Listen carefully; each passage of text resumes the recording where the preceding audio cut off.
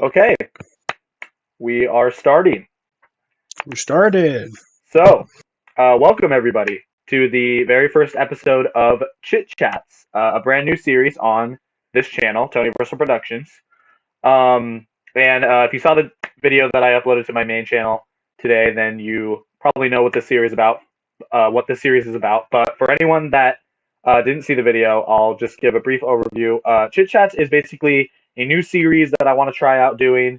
It's kind of going to replace Tonyverse podcast for a while, but I think personally it's going to be a lot better than Tonyverse podcast. At least the ones that we were doing in the past couple years, just because they're going to be a lot shorter. As you can see, this video's not very long, probably at least like 10 minutes.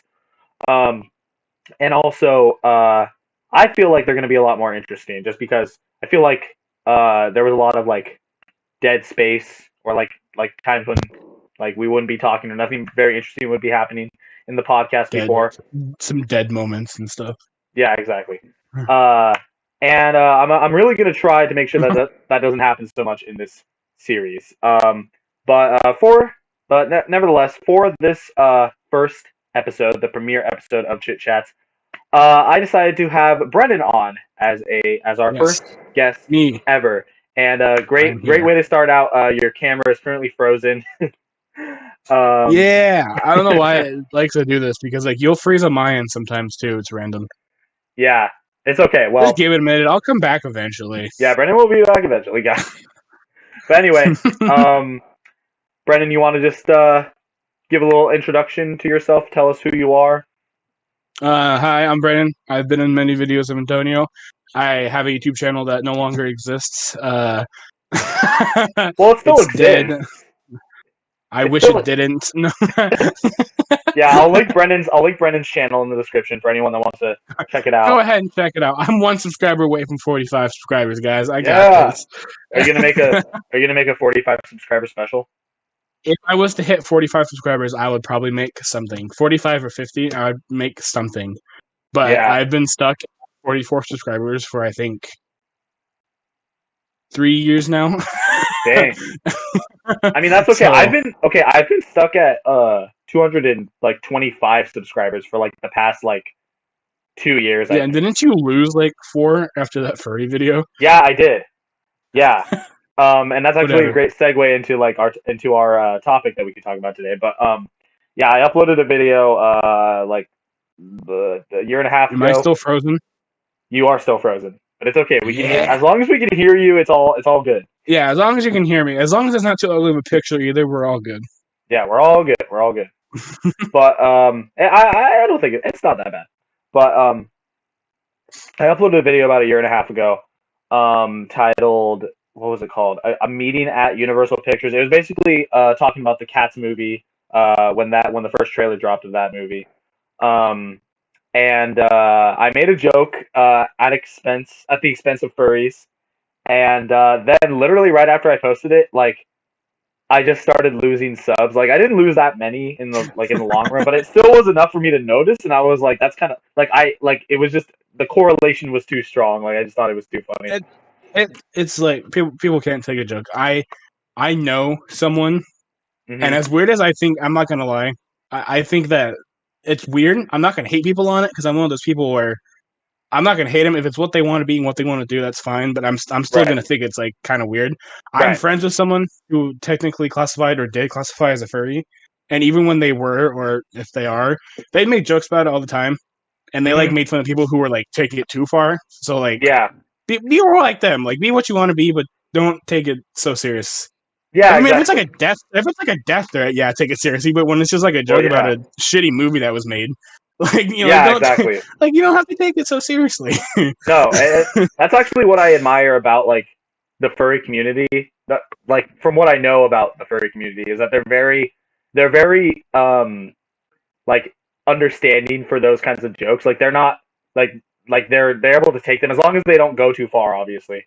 But then I guess like there is like, at least the ones that saw the video, apparently I went too far or something. Yeah. But, you remember that old podcast? I don't remember if you uploaded it or not, but we were playing the Finish the Sentence game. Hmm. and we made up the story about like what was her name, like Alicia the furry or Oh something my like that. gosh, that is And a then I had my friend, throwback. and then I had my friend Cooper who could draw like furries draw her for us. Do you remember that? I think I do remember that. That was crazy. I don't think I ever like discussed that on the channel. I kind of, Yeah. yeah. Oh, you're back. Your face came on Oh, further. I'm back. Hey. Hey, but yeah, no, there was a podcast. I did upload that podcast, but we Oh, talked cool. about we talked about like that we would play basically we would play this game at the end of Tonyverse podcast where we would go around in a circle like of all the guests that I had on, and like we would like start a sentence and then each person down the line would say like another word of that sentence and we would create like a sentence like out of like one word at a time from each person. And it was just like a fun like game to end the podcasts.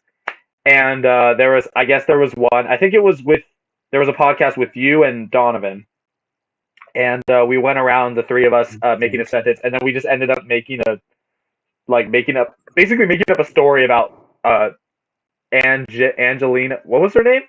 It was like Angela or Angelina the furry. Yeah. Angelina. I don't remember. I remember it. It And I started have with no an idea N. I what know that happened for to that sure. picture either.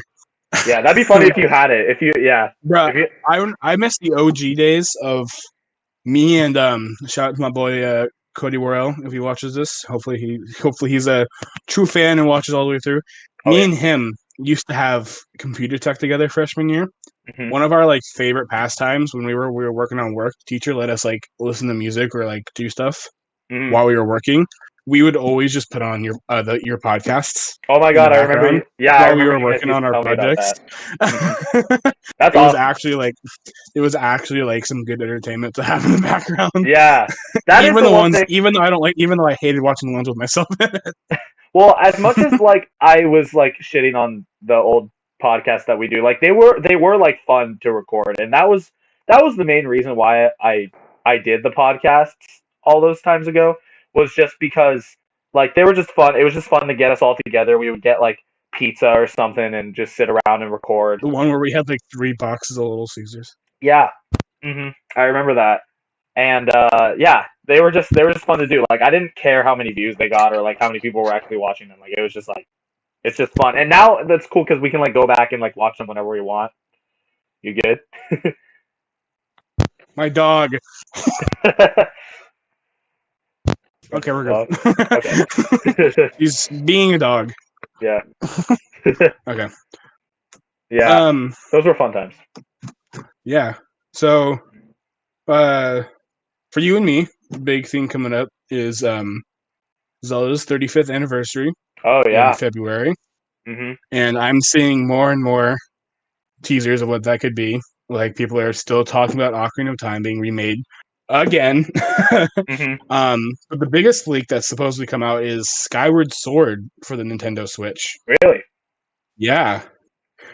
Which I'm hoping would be cool because I wonder if that means we could play Skyward Sword but with original like Zelda Oh controls. my gosh. Like not without the Yeah. stupid Wii motion shit. Yeah. Exactly. Okay. I have a confession. I've never actually played Skyward Sword. I think it's Don't yeah. No, that's the thing. I hear. just watch Chuck Conroy's Let's Play of it. Well, I think I saw like one episode of that, but I was like, I think I played Twilight Princess like a while back, and I didn't finish it just because I didn't like the motion controls in it. GameCube version, Oh, look at way that! better.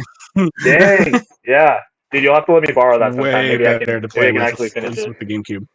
Yeah, no, I'm sure. Yeah, Yeah, no, yeah, no, definitely. that's how I prefer to play Zelda games. Not that I like. I think it's safe to say that Brennan is definitely a bigger fan of The Legend of Zelda than I am. I That's not to say that I don't like the series.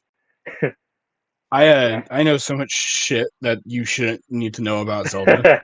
Hey, Like that's it's not okay. even funny. That's okay. Like If you're interested quick in it, random obscure fact. Quick random obscure fact. okay. Majora's Mask, you can turn into a fish. They're called Zora. They're fish people. In the game, you can do a dolphin dive where you can jump out of the water like really high in the air, and if you land perfectly, you can jump over like fences, cliffs, little like things in the water like rocks. Well, in the Japanese version of the game, there's a cliff where you're supposed to jump on top of to climb a ladder. Japanese version, the water is an inch lower. You have to master that jump to continue the game. If you don't master the jump, you physically cannot continue the game.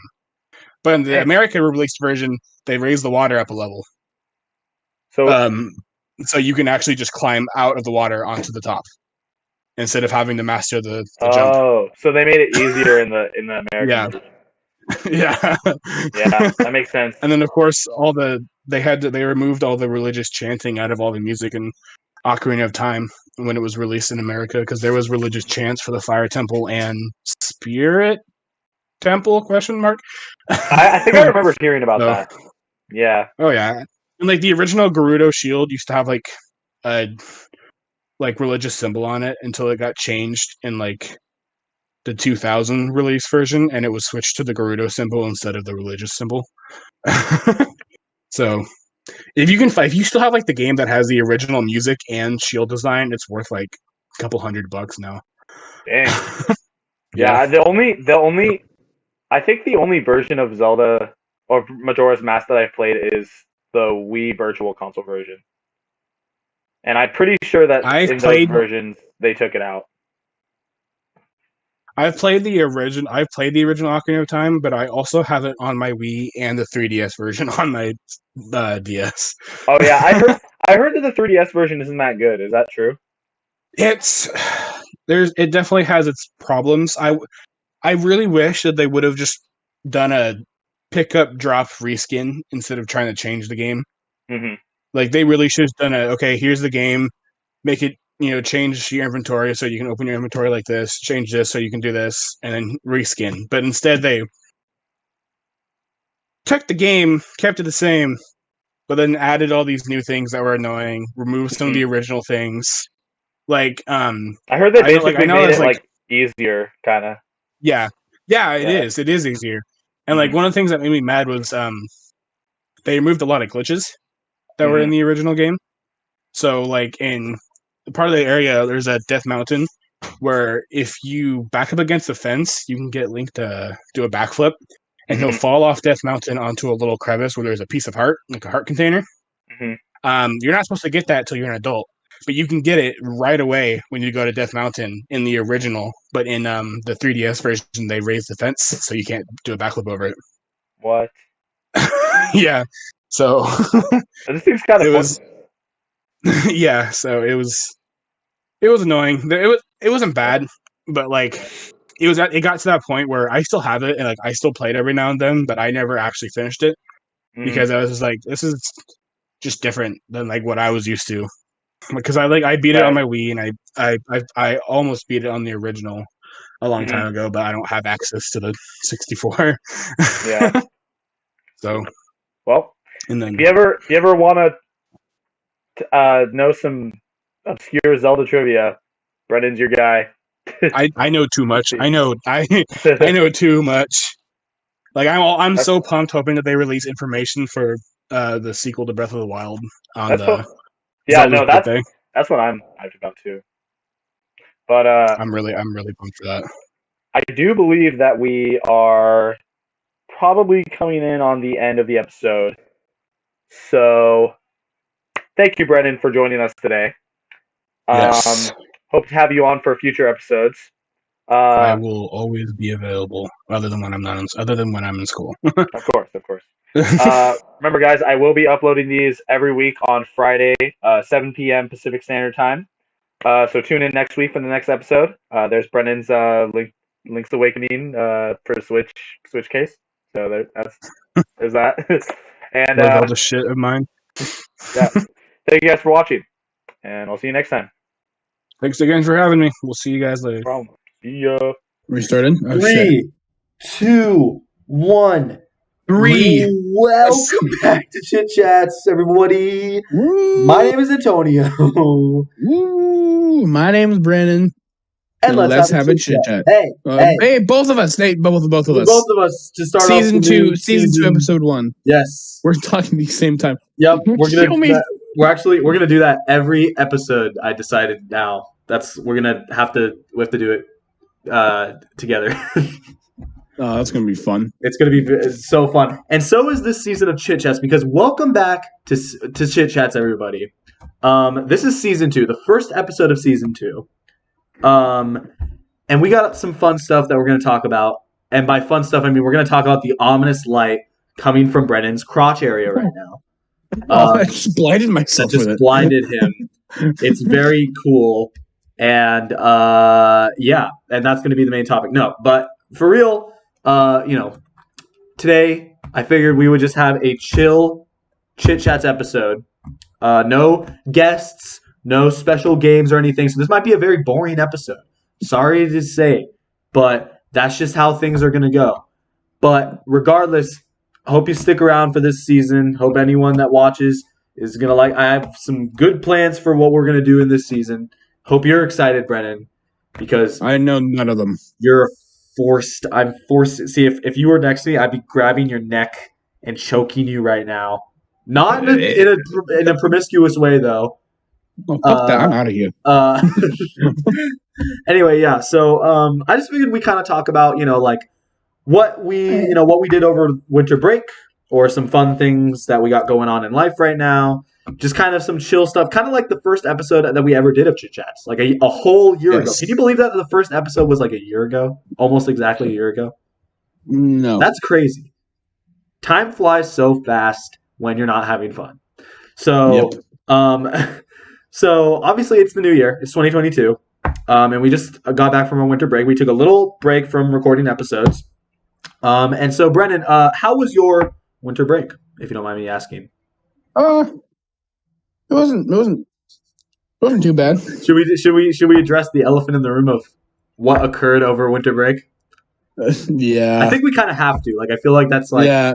So me and Antonio both got COVID. So yeah, let's just rip the bandage right off. That's what happened. And let this be a lesson to anyone. Be safe. Mask up. And if you decide to, talk to people or hang out with friends, eat grass, sled fast, and eat ass. The 3 rules of life. Yes. But basically, what happened? Whatever the opposite of abridged is, because abridged is like condensed, but like the expanded version of the story is that me and Brennan got together to record some episodes of Cooking with Brennan, which we were able to finish, which is nice. Thank God. And we were together, and Brennan, I believe you said you weren't feeling too well, but it was like very minor at the time, right? It was literally just a sore throat, which I had already had for like 2 or 3 days. Like you didn't really have any other symptoms. Yeah, and like right? it was like the best day of like the 3 days that I had the sore throat. Right. So like I thought I was getting better. Right. So yeah. So essentially, like you felt like you were a little sick, but like not anything drastic. And Brennan, I'd say that you're pretty safe with COVID. Like I don't feel like I have to worry about that with you. You know what I mean? Like you wear your mask. Yeah. I probably got it because I work in a grocery store. Probably because unfortunately, people that go to grocery stores are not always the cleanest. And that's just the fact with life, unfortunately. But essentially, we were together. We were in close proximity. We were, probably this is going to sound really gross, but probably, how do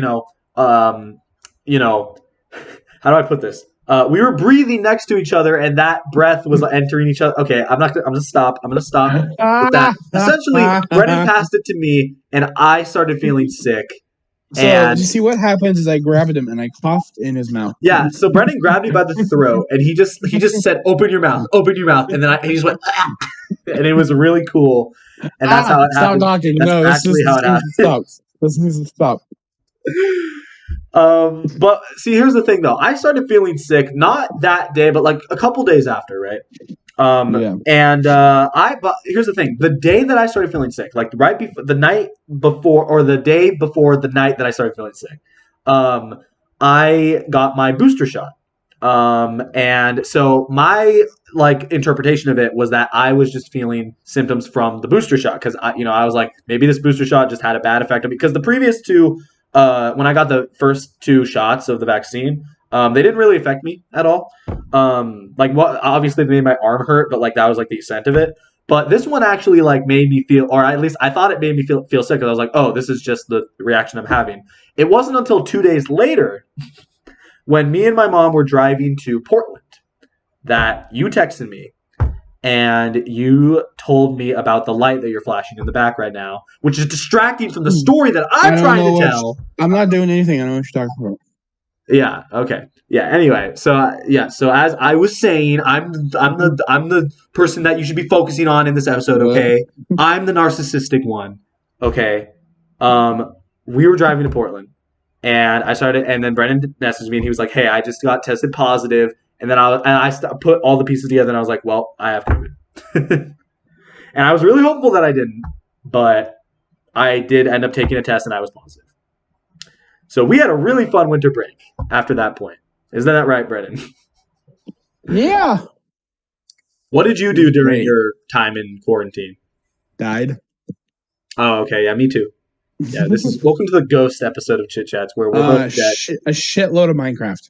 A shitload of Minecraft. Why Minecraft specifically? I remember you mentioned that to me, and I was just like, "That's a really cave update." The cave update. That's right. Okay, I forgot about that. Yeah. So, what did the cave update add? Big ass caves. Big caves. Wow, dude, like huge caves. Yeah. So they were like, "What if Minecraft but big cave?" Is essentially there's different kind of caves now too. So there's like there's like dripstone caves that have like those like spiky rocks that like fall from the ceiling, and there's like lush caves that have like ponds and koi fish and like. So before this update, was there only like one type of cave? There was one type of cave, and it was just like tunnels. I didn't even know that. But now there's a shitload of. I stabbed myself with my knife at work. It hurts. Well, you're holding it. You're casually holding the. Anyway, go on. Shut up. But yeah, it's just really cool. And like there's like my favorite one is there's these things called cheese caves, and they're called that because it's these huge open rooms where there's like all these little offshoots. So it kind of looks like Swiss cheese, kind of like the holes. Sure, yeah. So they're called cheese caves. There's just like holes everywhere. Interesting. It's cool. All right. That's neat. Okay, yeah. No, I haven't played Minecraft. I think in like a year. I think that was the last time I played it, and I knew. See, I kept hearing about the cave update, and I just wasn't like proactive enough to like look up when it was coming out. So I had no idea that it was going to come out like recently, and then so I guess it did. So that's cool. I'll have to check that out sometime. But now that we're out of quarantine and we're back in school, I don't know how much time I'll have to do that. But we'll, Yeah, agreed. But yeah, so we're back in school. And how's that going for you, Brennan? After it's only been a week. So far so good. I'm learning to do a new version of welding that I've never done before. That's pretty awesome. It's kicking my ass a little bit, but it's fun. I'm sure you'll do it. I have to because I want to be a wire welder, so I have to learn how to do it. Yeah, it's a form of wire welding, and that's what I want to be as a wire welder. So, right.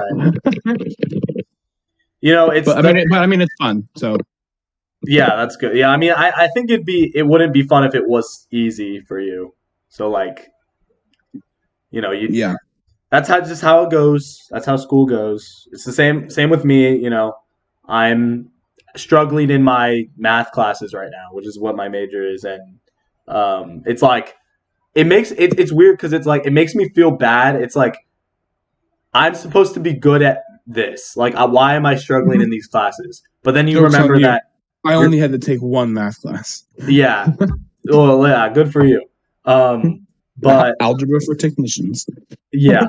But you have to remember, like, even if you're not good at, like, even if you start out, you're like struggle with something that you're like proficient in, it's like it's all part of the learning process. You know what I mean? Yeah. So it's like you get better as time goes on. You can say that about anything, but that's just how it is. Now, Brennan, I've been wanting to talk about this because this is a random topic, but it's something What? I didn't do it. Okay, well, thank you for clarifying that. But what I wanted to say is I want to talk about the Marvel Cinematic Universe because we've had some pretty big things happen in the Marvel Cinematic Universe in the past month. Not just Spider-Man related, but mostly Spider-Man related. And so I want to talk about that. Are you okay with that? Yeah, I am now. Only thing I haven't seen so far is Eternals. That's But fine that because I also have not seen Eternals. but that comes to Disney Plus here soon, so I'll Yes, watch it that when it does. comes out. But this is now becoming the Marvel podcast episode. So if you do not want to hear spoilers for whatever, I'm pretty sure by the time this episode comes out, I'm pretty sure everyone on the planet and their moms will have seen the new Spider-Man movie. So Hopefully, you know, you're gonna tell this probably episode. You're gonna no tell need to this worry about it. episode like catching up in Marvel. Yeah, exactly. Like if you don't have the drive to watch the Marvel movies or the Marvel shows, like then let this be like a refresher for you. Which I don't know why you would because they're so good. But anyway, so before we talk about Spider-Man, I want to talk about Hawkeye because that was the other thing, Ooh, dude. the other major Oh my god. part of the MCU that transpired happened during winter break. And I actually sat down and I watched all of it. I didn't watch all of Falcon and Winter Soldier or all of What If, so I'm behind on those. But I did sit down and I watched Hawkeye, and I liked it. Good. It was great. I loved Hawkeye. I really do, and which is so sad too because, in my personal opinion, it did the worst when it came to like how many people watched it compared out of like all the Disney shows. yeah. But it is my favorite of the Disney shows. Oh, really? Yes. Okay, so it's my favorite show that's come out of the Disney shows. Uh-huh. But nothing will beat the episode of What If that introduced Strange Supreme. Okay. Yeah, see, I didn't. Supreme. I'm aware of Strange Supreme because of something Spider-Man else that we can talk about later. Yeah, but I did not watch I think the only episode of What If I saw was the zombies episode. Oh, that was a good one too. They're making a full series on that. What? They're making a full series. Yeah, I heard about that. Which eventually I will watch. I think there's something about the fact that it's animated that has like deterred me from it. I don't know why though. All I watch is animated, so like for me, it's like for me when I associate like I'm sure like it's so dumb because I feel like the fact that it's animated it doesn't detract from the entertainment value, but there's something about the live action, like shows and movies that like entice me more because I guess it's just more like it looks more real. I mean, obviously, like that's a given, but like that's just like animation. Animation's always great. So, but yeah, with Hawkeye, I've always been like sort of like a fan of Hawkeye just because I feel like he's like the underdog that's like hated on the most. I mean, like, for sure. It's pretty clear that he is, but like I'm glad that they gave him his own show because I think it allowed for him to like kind of show like more of his badass. And also, traits, but also this show was what the show was supposed to do is, it was supposed to really show that Clint, the Hawkeye we know, is slowly fading. Yeah. From being he's supposed to be retired, and so like one of the things fans notice that's actually really sad is if you look at the official casting for like the show's characters. If you look at Jeremy Renner, it says he's casted as Clint Barton, right? Right. But if you look at what's her name, the girl who played Kate Bishop, she's casted as Hawkeye. Well, there you go. because that's and like in the end of the last spoilers in case you haven't watched it, in the end of the last episode when she's saying all these names, and then he's like, you know what? I have an idea, and then it cuts to the title screen and says Hawkeye. That's supposed to be him being like, how about you just take the name Hawkeye? Yeah, exactly. Because he's done. He's tried to be done many times. I know, and you can tell so often throughout the series that he just does not want to be there. Like he's just like he's done. Like he's having a good time, obviously, but he's like he wants to be like done with this Hawkeye thing. And I really like her name's Haley Steinfeld. I really like her. I think she's I think she's very good in the character. So I'm excited to see like where they take her in the Marvel universe. Like what role she plays. I mean, she's probably just going to be like the new Hawkeye, but like which I would be perfectly okay with. Yeah, same here because I think it's interesting to me how like so many of the like the OG characters from the original Avengers cast like left, but there's still a lot that are still around technically, like Thor, Hulk, like they're still there. So like it makes you think like they're only really there to one of my kind of favorite like things. Yeah, one of my favorite things that actually came out of the Hawkeye series was we got to see more of Yelena. yeah, Yelena definitely was like the highlight of I the series. fucking love her. Yeah, she's great. Florence Pugh. She's such a good. The scene where she spoilers the scene where she breaks I don't even into care about just don't even worry about it. Just at this point. the scene where she breaks into Kate's like old house after it burnt down. Yeah. And Kate like throws the sriracha bottle at her and she catches it and goes, "Hi." Yeah. I've watched that like several times on its own just because I love that whole scene. I love the way she talks. She just that's just like the best. Well, and see, here's the thing about Yelena is that I didn't watch Black Widow, so I didn't even know who she was until she came in the episode that she like debuted in. So I actually had to like research who she was, and I was like, oh, that's cool. And so I kind of spoiled myself on Black Widow, unfortunately, but like, you know, it is what it is, and I was enjoying the series, and so to get like the fact like now I have like this appreciation for Yelena. If I do go back and I watch Black Widow, I would say go back and watch the Black Widow just for Yelena. Yeah, I heard it was good. Like I've had multiple people tell me that it's definitely worth watching. So it's good. It's a good movie. It's a good movie. It's just where it came out and when was not like ideal. I'll help you out there. Sorry, I was like spaced out. It's okay. But yeah, like it was a good movie and it should have happened, but it should have happened sooner. I agree. And like if they wanted to do it, like I feel like the only reason they made this movie was to introduce Yelena. And if they want to do it that way, they could have done it another way. To kind of have like a more satisfying ending for given like, and we finally get like her backstory in full and shit like that, you know. Yeah, well, and also I also read somewhere that they made Black Widow kind of as in a response because they wanted to have more female-led superhero movies. Dude, Yelena can lead any fucking movie, and I will watch. I will watch it. I'm pretty sure she's gonna be like the new Black Widow. So like is. She's supposed to be the new Black Widow, and I'm so down for it. So yeah, but as I was saying earlier, like I feel like a lot of the old actors are kind of like they're kind of like getting fizzled out because they're like kind of passing off the torch to like new actors. That's happening with Hawkeye. That's happening with Black Widow. That's happening with Hulk. I think, and they're coming out with a new She-Hulk show. She-Hulk.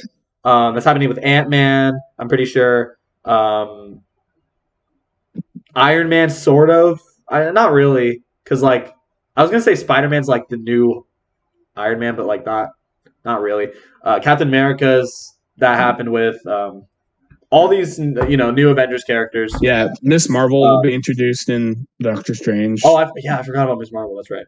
Yeah.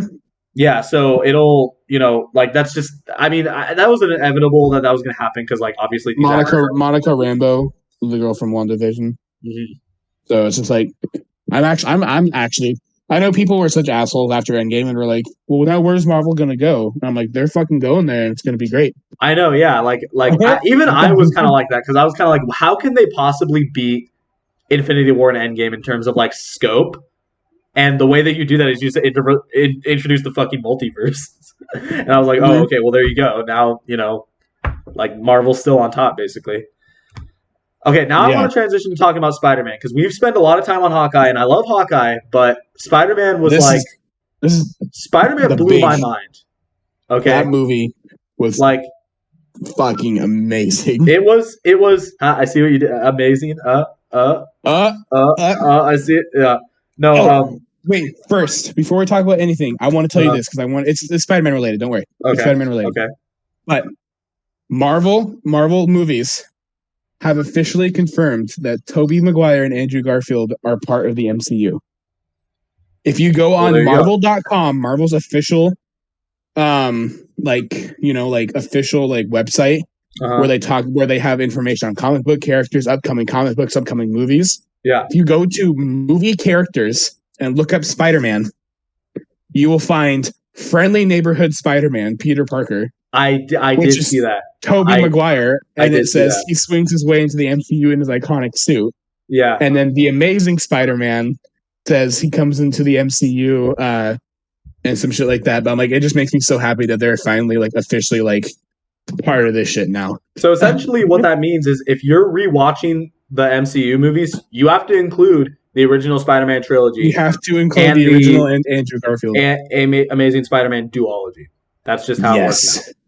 Funny story though, I haven't seen any of that. What? Oh, that's right. No, wait, we talked about this. Yeah, I figured you knew that, but I just thought I'd remind you. I knew. I just forgot.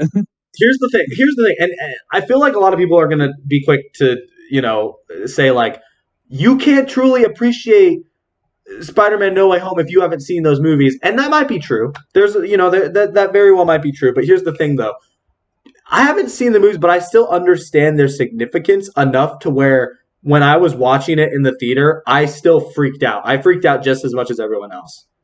Yes. Because it's not even necessarily the aspect of that they're bringing in multiple franchise. Well, it is that. Well, it's not even that it's Spider-Man. It's the fact that they're bringing in from like 2 decades worth of movies is what blew, or three iterations of Spider-Man movies is what blew my mind because I was like, this movie brought together. That's crazy. I've been a Spider-Man fan for years. I've been one of my biggest jokes is I have like my big 3 like subjects that I'm the biggest nerd on, and it's Zelda, Bleach, and Spider-Man.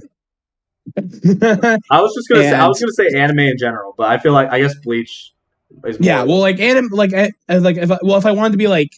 I wanted to be big, I would say like Marvel, anime, and video games. Yeah, but like I guess if you're trying to narrow it down more. Yeah, but like those are like my big 3, and like seeing that movie because the Tobey Maguire movie came out in 2002, 2004, and 2007, and then the Andrew Garfield movies came out in 2012 and 2014. So for me, those movies were my childhood, my teenage years, and then now Tom Holland's in my adult years. Right. Yeah. And so seeing literally my entire life of the Spider-Man heroes, like in that one movie, it's mind-blowing. It's surreal because usually in the movie industry, I just feel like they don't acknowledge past iterations as much, or they acknowledge them but so subtly, just because they know fans will like enjoy that. But like they more or less, whenever they do like a reboot of something, it's usually like a reboot. Like it's like they're doing it. It's like they're doing it for the first time again. You know what I mean? Yeah. So, but for them to like actually acknowledge, like, hey, we have these other Spider-Man movies. We know that they're not technically part of the MCU. We're going to basically canonize them because we know that there's still fans that like those movies. That's pretty cool. Yeah. Like that. Like I just feel like that's just like it makes me happy that we lived to like see that. You know what I mean? Yeah, and one of my favorite things that I've been saying that I absolutely agree with is there was multiple villains in this movie, but there's a lot of villains in this movie. But clearly the main villain was Green Goblin. Yeah. He was the one who led all this and caused the most damage. Yeah, definitely. Yeah. And the thing I love is that right now people are saying that as great as Endgame and Infinity War was, Green Goblin was a better villain. And the only reason people are saying that is because if you think about it, almost every Marvel villain we've had in the last probably 5-6 years has been either someone with daddy issues, right? Someone who wanted to do something good, but we're not doing it in the right way, right? Someone who was bad, but you had a reason that you could understand. Like, you're like, oh yeah, that's, it's terrible. I understand you. Or like people like Thanos who wanted to help humanity, but he's not going to but he's going to literally kill, millions, thousands, billions of people. You're forgetting one category. What? People that were wronged by Tony Stark. Exactly. Yeah. Anyway, continue. But so there's all these villains that have had either things that you can relate to or you feel sorry for or have had daddy issues or hated other characters that for some odd reason they attacked the 16-year-old Mysterio. Yeah. So all these characters, and then there's just fucking Green Goblin, who And he's wants just fucking nothing, nuts. but to fuck with him. Yeah. Like that ending scene when he's fighting Green Goblin, and he goes, "Oh, poor Peter Parker couldn't send me back to die," and he goes, "No, I want to kill you myself," and he just Yeah. smiles and goes, "That a boy." That just shows how much Green Goblin does not give a shit about anything. He's a maniac. He doesn't want power. He doesn't want rich. He doesn't want to do anything. He is just evil. And it was amazing seeing if Willem Dafoe stepped back into that character like he never fucking left. Yeah, I know. Yeah, 20 years later. I did see some of the original Spider-Man movie, so that's like the one that I most equipped with, and that's why I was able to appreciate Green Goblin so much. Is that I just feel like he really stole the show with that role. Yeah. So I definitely. I don't necessarily see the thing about what you're saying is I agree with you that he was a really good villain. I don't necessarily think because he's just evil that makes him a better villain. I think he played the character really well, but I guess for me at least, I prefer when villains do have like more depth to them. But like, that's just preference, I guess. You know. But his was like because his was like he was the split personality. He was fighting Norman. It was a constant fight between Norman and the Goblin. That's true, and that I guess that does kind of like make him more complex, right? Because like he's not really even in control of that part of him. Oh man, but like one of my favorite things ever was I don't know if you'll know this because like you said you haven't seen all of the first Spider-Man movie. I know the memes also. Like I know that I'm somewhat of a scientist. I don't think this was a meme though, but yeah, that was referenced. That was cool. Yeah, I knew that. But there's a scene where Peter in the movie he's talking to Aunt May and Aunt May's like everybody knows how much you love MJ. And that made him realize, shit, the Goblin's going to know that too. Because the Goblin, at that time, the Goblin figured out that Peter Parker was Spider-Man. Yeah. So he goes to call MJ and she doesn't pick up. And he's like, hey, just in case, stay safe. Don't go, don't go, blah, blah. And then the line picks up and he thinks it's her. And then the Goblin starts laughing and says, can Spider-Man come out to play? Oh, yeah. Right?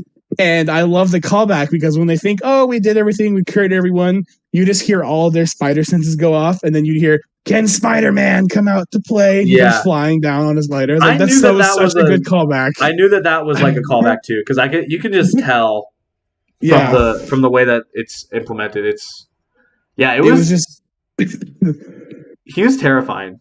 Like as Green Goblin, it was so good. It's just Willem Dafoe, Tom Holland and Zendaya both said that working with him, it was like he was talking about like what are the favorite actors he worked with as villains, and he was talking about all of them, and he goes, the most terrifying I've worked with is Willem Dafoe. Yeah, definitely. They're like Zendaya was saying how for sure. Yeah. Zendaya was saying how they would be on set and you'd be talking to Willem like it was nothing, and he'd be super nice and laughing and cheering and talking about what the next scene was going to be. And then they would say action. And all of a sudden you looked like you were looking at a monster. Yeah. That's crazy, dude. And so it was just seeing him in that character again and seeing Alfred Molina and Doc Ock again and Jamie Foxx getting a second chance as a good Electro, not the piece of shit thing we had from Amazing Spider-Man 2. Mm-hmm. It was such a good fucking movie, dude. And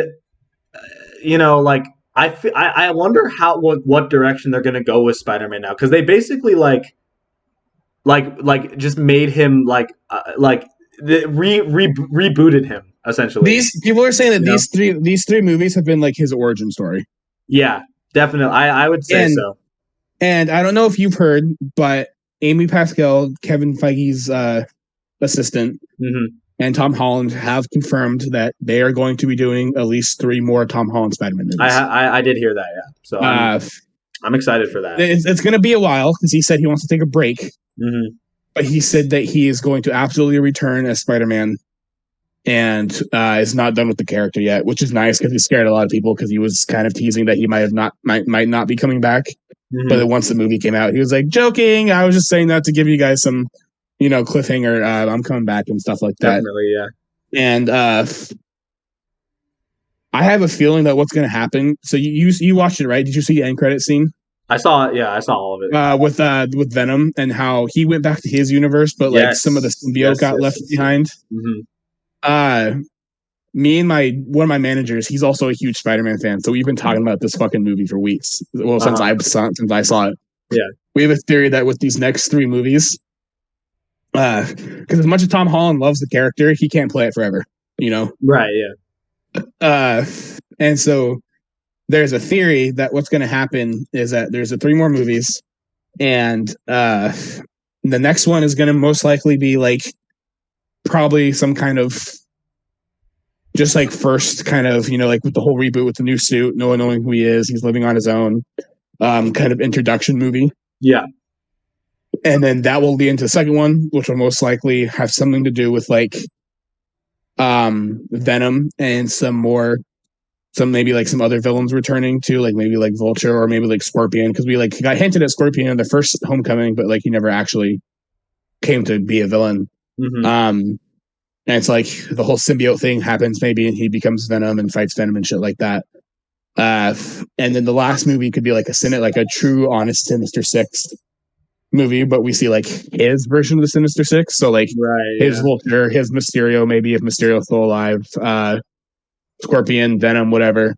And then something happens in that movie that introduces Miles Morales, because Tom Holland himself has said that he really wants to bring Miles Morales into the MCU. And I did hear that. Yeah, I fucking love that. And that's what I kept hearing. A lot of people thought was going to happen in this movie, but I was like, "There's no way that they're going to." No, I knew they wouldn't do that on top of everything else. Like that would have been too much. You know what I mean? This was already a lot. I did like the little hint at it. Yeah, they nodded at it. Yeah, I got when that. Elektra was like, honest, I thought you would be black. And I was like, hey, Miles. Yeah, I like that. I like that. Yeah, man.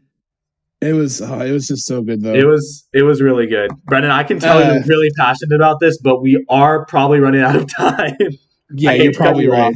I hate to cut you off. I could talk about this shit for hours. Yeah, I did want to make this episode sort of short. I didn't want to have 2-hour-long episodes back to back. Hopefully we don't, but it's okay if we do. But either way, really excited for what the direction that they're taking the MCU. Really excited for Multiverse of Madness, obviously. That's coming out soon. Yeah, so I guess we'll see where it goes. Anyway, that concludes the I'm going to say that concludes the first episode of Chit Chat Season 2. Brendan, thank you for being here, as always. Probably like an hour long, isn't it? We'll see. But, thank you for being here. Hope you'll stick around for the whole season. Joke's on you. My contract's up in 2 episodes. No. I renewed it for you. So yeah, and I hope you guys enjoyed, and I think we'll see you guys in the next episode of Chit Chats. Bye-bye. Bye. And Happy New Year, by the way. Oh, yeah, Happy New Year. All right. Brendan, I'm going to give you the honor of saying the very first let's have a chit chat of the year. How does that sound? Okay. All right. Alrighty. Are you ready? Okay. Yep. Welcome back to Chit Chats, everybody. My name is Antonio. My name is Kampachi Zaraki, and let's have a chit chat. And that is your name. And yeah, that is how you are being introduced for season 3. Season 3. Season 3. Welcome everybody to season 3 of Chit Chats. The first episode Can you say that any more fucking majestic with your fucking mic, dude? Jesus Christ. Yes. So this is the first episode of season 3. This is the first episode of 2023. And for the new year and the new season, I have a new microphone. So in comparison to previous episodes and previous seasons, there's probably going to be a very, very drastic mic quality change on my end, at least. And also, I just realized the thing that I realized. Truth be told, Brendan, I'm going to be honest with you. This is not the very first episode of this season that I've recorded. I've recorded one other one, but it won't come out until after this. So you've already recorded for season 3, but this is episode 1. This is episode 1. Yeah. So I kind of cheated on you. I'm sorry. Cheated on me. I don't want to be the co-host anymore. Okay. No, but Speaking I realize that I clap a lot, or like I have a lot of like very eccentric hand movements when I film these videos, and so I need to be careful not to like clap too much in front of the mic because it picks it up, and I don't want that to become annoying. So you're just trying gonna to be fucking mindful eat of the that. thing off of this. Yeah, just but what's really cool about this new mic is that I can get really close up to it like this, and I can speak directly in your ear, and it's like ASMR. And I know that you're really enjoying that right now. But anyway, regardless of all that, so one of these days, yeah, we should just do a video. So for those of you who don't know, I speak through the mic on my computer, right? Because this mic on my headset is actually worse. We learned that like the first time that we were trying the first episode of Chit Chats we were trying to record. I just do an episode where I speak through this just to like ear rape everybody who listens to the episodes. Yeah, that'll be a special episode. That day when we do that. That'll be when we get to episode 420. Yeah. Oh, Jesus Christ, dude! If we're still doing that at 420 episodes, whew, man. I can't even like think like.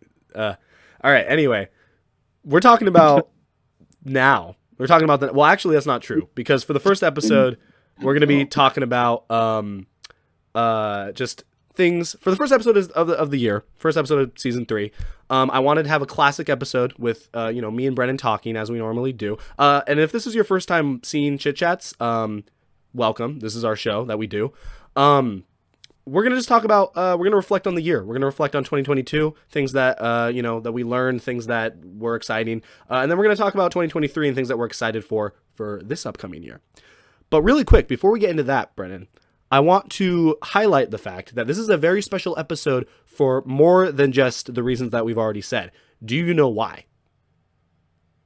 You might know why. You might not. He's thinking really hard. This is a really important question. You need to get this right to continue being on the show. So good thing you're thinking really hard about it. It is the year anniversary. Close enough. Not really. This is a really special episode, Brennan, because this is the very first episode of Chit Chats that is not only going to be hosted on YouTube, but hosted on Spotify. You got it to work. I got it on Spotify. We got it to work. If all goes well, this episode will be going up on Spotify first, actually. Oh my god. Yeah, so that's exciting because this, we're reaching new platforms, potentially new viewers or new audience members. So yeah, like I said, if this is your first time watching, we don't normally take this long to get into the main topic, just so you know. We are going to get to the point eventually, I promise you. But I just wanted to highlight the fact this is the first episode on Spotify because that's pretty exciting development. Regardless of where you're watching this, let's get into the topic at hand. Brennan. Yes. To start off, overall, what were your thoughts on 2022 as a year? Where the fuck did it go? That, you know what? I feel that. Very much so. You went fast. I mean, I'm sure Antonio will agree with me, but pretty much 2021 and 2022, after things are awkward since 2020. Yes. And they're probably not going to go back. No. Or at least not for a long time to how things not in a traditional sense. Yeah. And so I remember all the memes and the jokes about 2020 with everything that happened, and all of a sudden now it's like, oh yeah, that was 2 years ago. And it's like, what? Yeah, no, it's like, it was what now? It's a little crazy to really reflect on. I mean, I will say that, like, I think the more time that passes, the more that I feel more adjusted to it. I mean, like, obviously it is still a very drastic shift in daily life and just how things operate as a whole, the fact that the knowledge that coronavirus exists and all that, but I think as we I think for me at least I get more used to it, and I'm just it sounds a little somber to say, but I'm just like I'm accepting of it for what it is, you know? Like it's unfortunate, obviously, but like there's only so much we can do to the point where it's like you just got to keep pushing forward and live your life, you know what I mean? And you sound like such a fucking do what you official can. podcast person now because of the fucking mic. Because of the mic, like, yeah. You sound like an actual podcast that I would listen to your voice. You're hearing HD Antonio right now for possibly the first time. HD Antonio. Yeah. God damn. I don't know if the world was ready for this, but we're unleashing it onto the world either way. But yes, but Brennan, you make a good point. Like, you know, these couple years have been a blur. Not necessarily I don't think we can say they've been bad, obviously, like entirely bad, but they have been very interesting. To put it in the most vague way possible, obviously. But you know, there was still a lot to enjoy about this year, regardless of all of that. I mean, for us, I guess, like, in terms of what was probably the most significant aspect of our lives is, you know, we had school, you know what I mean? I mean, like, at least for me, like that was mainly what we had going on. I mean, you obviously, you had work as well. What would you say was more like prevalent for you between the two? Like, was it work or school as a whole? I'd say for like me, school is, you know, it's fun and it's what I'm going for to try to do for the rest of my life. And so it's a lot more fun than I kept doing throughout the year. But work was most of my life because, like, even during the summer when I had time off from school, I was working. That just gave me more time to work. Yeah. So that was probably like the biggest part of my life this year. Right. Yeah. Well, and it's definitely like hard to balance out the two. I think Brendan's having some trouble. Yeah, we're already. I mean, this was inevitable. This was going to happen. The interesting thing about this episode, that I'll just say, is that you know, it's a gamble right now if people are listening to this episode or if they're actually watching this episode. So I don't know if anyone is seeing what's happening on Brendan's end, but he's muted right now. Now he's unmuted. Jesus. Yeah. So Brendan's dog was maybe having a little bit of trouble with something with herself. Right here, scratching her ear, and we're trying to get her to not do that right now. She's thumping the ground. I'm like, Emma, fucking stop. Yeah, so if you guys didn't know, if you any new viewers, if you didn't know Brennan's dog Emma, he has a dog named Emma. She's a fucking troublemaker. She's a troublemaker, yes. And that is one thing, I mean, like, that happened in 2022 that I remember is Emma's little flea problem. Oh my god. That was significant for Emma. I'll say that, at least. Yeah, she got that big sore on her tail. She would not leave alone. You came over a couple times and she had the fucking cone on her head. I saw the development of that a little bit. You know, I got updated on that. But I mean, like, as a whole, it seems like she's doing a lot better, which is good. She is, yes. Yeah. She's just being a butthead now. But yeah. So overall, like, you know, stuff going on, school. Brennan and Brennan, you're going to school for welding. Yes. And so I got 2 more terms of that, and then I'm done. 2 more terms. You know, that's yeah. Ooh, wow. Yeah. Where did the time go, man? That's crazy. Yeah. I know. It would already been my 3rd year of college, and I'm like, how? Yeah.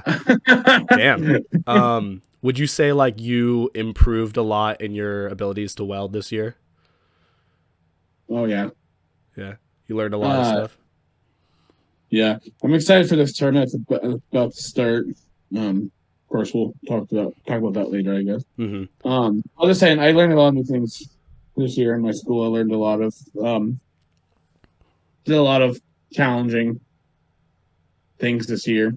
And things that I've never done before. Because I had welding for a long time before going to college, but now they really start teaching you some a lot more advanced things. Oh yeah, for sure. Same for me. With math. I'm going to school for math right now. Potentially trying to become a teacher. But yeah, I very much learned that there's a whole, like I already knew that math like got really complex.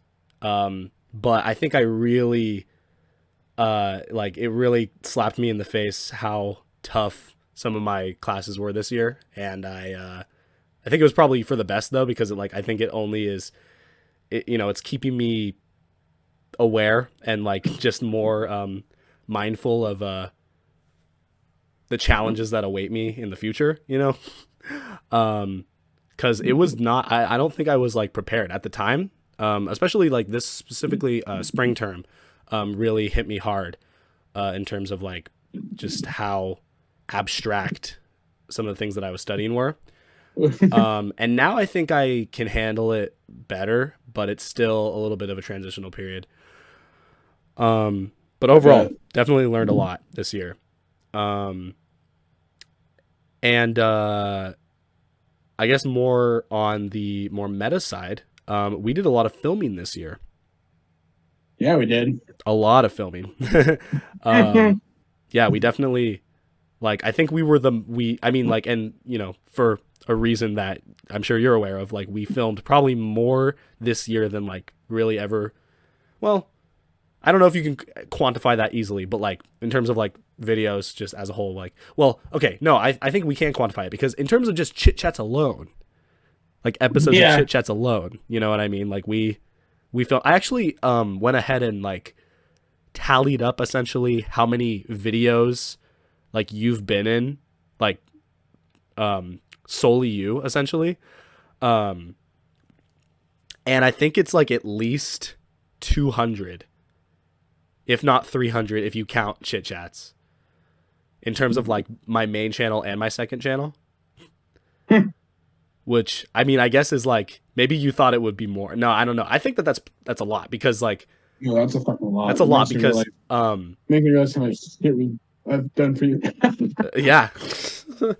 Well, and I mean, like, I guess that it helps when you have your own series and you're the co-host of a show on my second channel. Like, it's natural that you're going to be in a lot of stuff. But shout out to Brennan for carrying my content, low key. But we did a lot of Cooking with Brennan filming this year, specifically for a project that is not currently out. Which we can, before with no spoilers, we can talk about it, but I will hands down say filming that project, that of course not come out yet, was one of the most funnest fucking things that I think we've ever done, because it took us 2 months to film that. Yeah, well, it took us basically entirety of summer to film that, and we were filming a lot. It was a lot of filming. like we were filming frequently. Like we were going at a good pace. Not to mention all the shit that you had to film on your own, because it was either at a different location or I wasn't involved, so you just had to film it on your own. Yeah, I had to do some traveling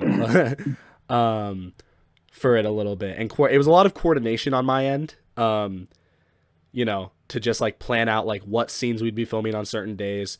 Basically, what we're talking about, for anyone who might not be aware, Brennan's series, Cooking with Brennan, or the series that I've been making with Brennan, Cooking with Brennan.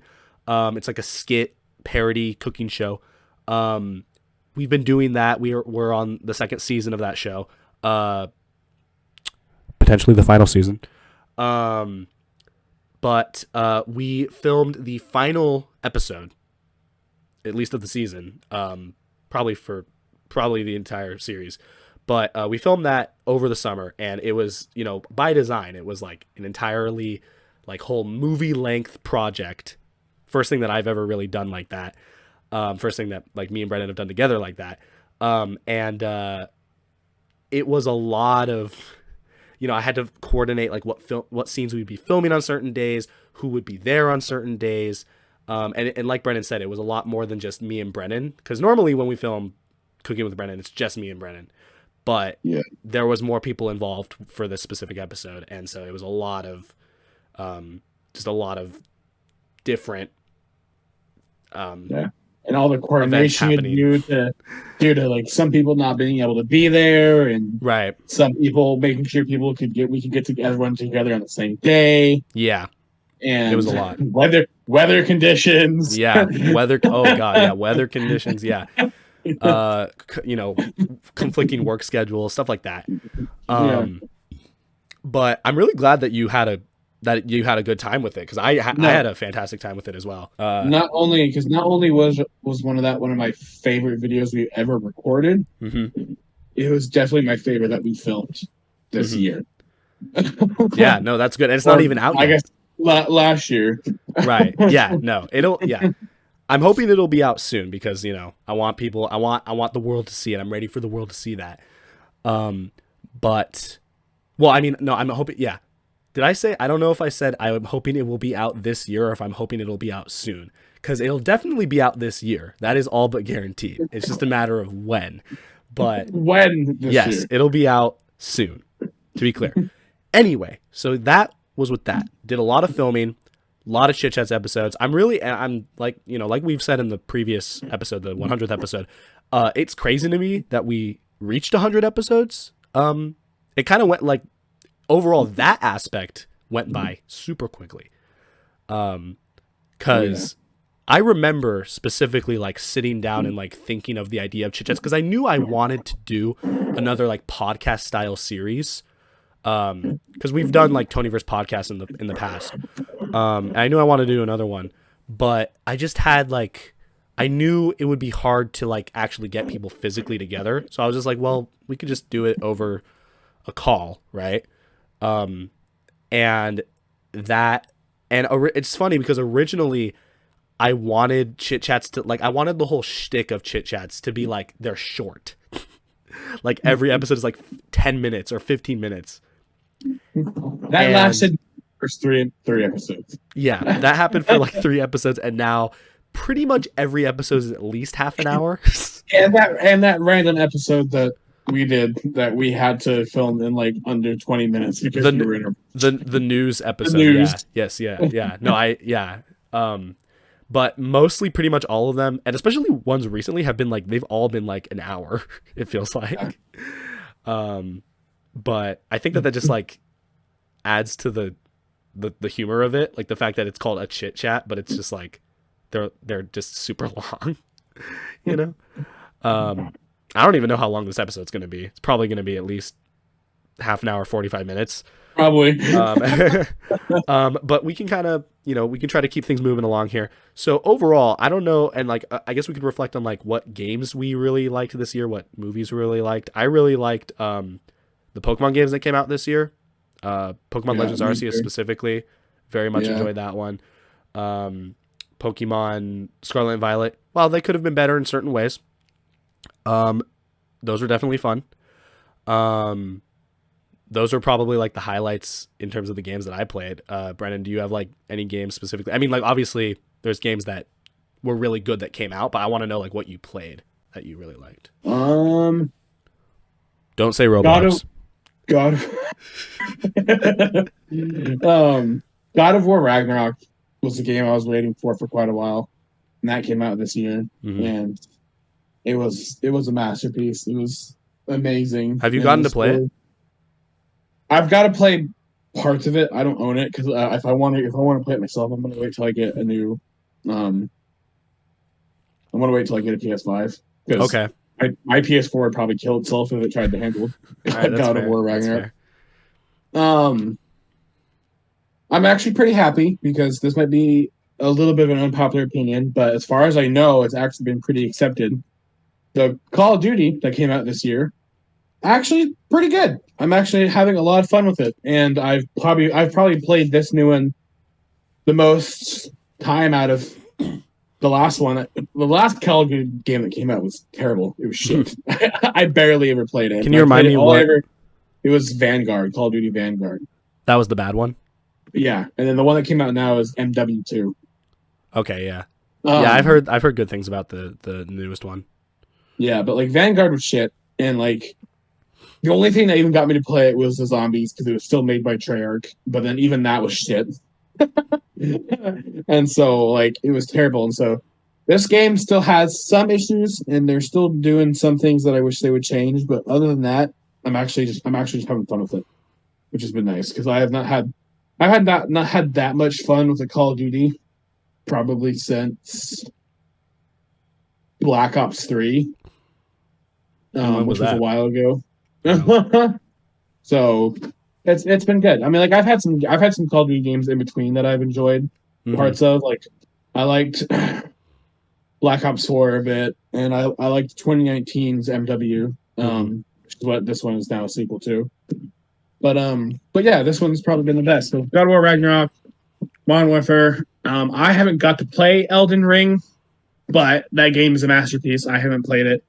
It was the Game Awards were not happened too long ago, and God of War got a bunch of awards, but Elden Ring won Game of the Year. And if God of Ring, if God of War didn't win Game of the Year, I want it to go to Elden Ring because if that masterpiece didn't win it, then the other it was between those two. Let's be honest. Like it was totally in between those two. Yeah, and so like I said, I was going to be happy either way because it was either going to be the game that I wanted to win Game of the Year or the game that also deserved Game of the Year. So it's like either way was a win. Because that game was just stunning, and it was. And like I said, I haven't played it because I'm terrible at those kind of games. But it looks hard. I think I'd be terrible too if I tried it. So I'm terrible at the Elder Scrolls and the Dark Souls and everything. I'm terrible at those games. Trying to think if any other games came out this year that I was really into. Those were the main. Like I mean, like I don't have a PlayStation, so I missed out on all those games. I didn't really have access to my Xbox, so Nintendo was basically my main platform. And like pretty much all the other games that I played were like old anyway. So like Smash Brothers and Mario Kart. So like it was mainly the Pokemon games that I specifically remember. But I watched Quentin play a lot of Elden Ring, so I definitely saw how impactful and like well made that game is. Yeah. But yeah, if you can't think of any more games, there's one that came out. Jesus, you see, that just shows how freaking stupid. I almost said another game, but then I was like, wait, maybe that didn't come out in 2022, and I just checked and it came out back in March 2021. I played that game almost 2 years ago now. What the fuck? Time flies, dude. Like we said, like these years have been a blur. Oh my god, yeah, I can't think of anything else then. Yeah, that's pretty much it. Well, I wanted to potentially move on to movies and like what movies you saw or that you like, even if they're not they don't necessarily have to be movies that came out this year, but okay, I mean, well then like the big two for me were of course, so Spider-Man No Way Home came out in 2021 technically, but it came out like December 23rd or something like that, like a couple days before Christmas. Yeah. And so a lot of people have been talking about it for 2022 because they also did release like extra scenes and re-releasing themes again in 2022. So that was, of course, one of the biggest movies ever. That was me reliving like all three stages of my life in one movie because Tobey Maguire movies came out in 2002, 2004, and 2007. I was born in 2002, so I watched those three movies when I was young constantly. And then Andrew Garfield was like the middle of my life. He was like the middle, you know, the middle Spider-Man, which was Amazing Spider-Man. Then of course Tom Holland joined the MCU and War. And then so seeing all three of them together in one movie. Spoilers alert, you should fucking know by now. It's been over a year. So they were all in the movie, deal with it. In case anyone complains about it. No. But if you complain, fuck you. But so seeing all three of them together finally in a movie was just like amazing. For sure. And then seeing all the villains and like some of my favorite villains ever returning, it was just that was probably, I know that was released at like the very end of 2021, but like like the last year, kind of. What's funny is that I feel like we talked about that in the first episode of last season. I feel like we did, yeah. Yeah. But then if I want to be serious about the movie that did come out this year, that came out way earlier this year, The Batman. That was a really good one. I fucking loved that movie. Mm-hmm. I will admit that the beginning is a little slow, but then the second you start getting into the action, especially with the Riddler, picks up.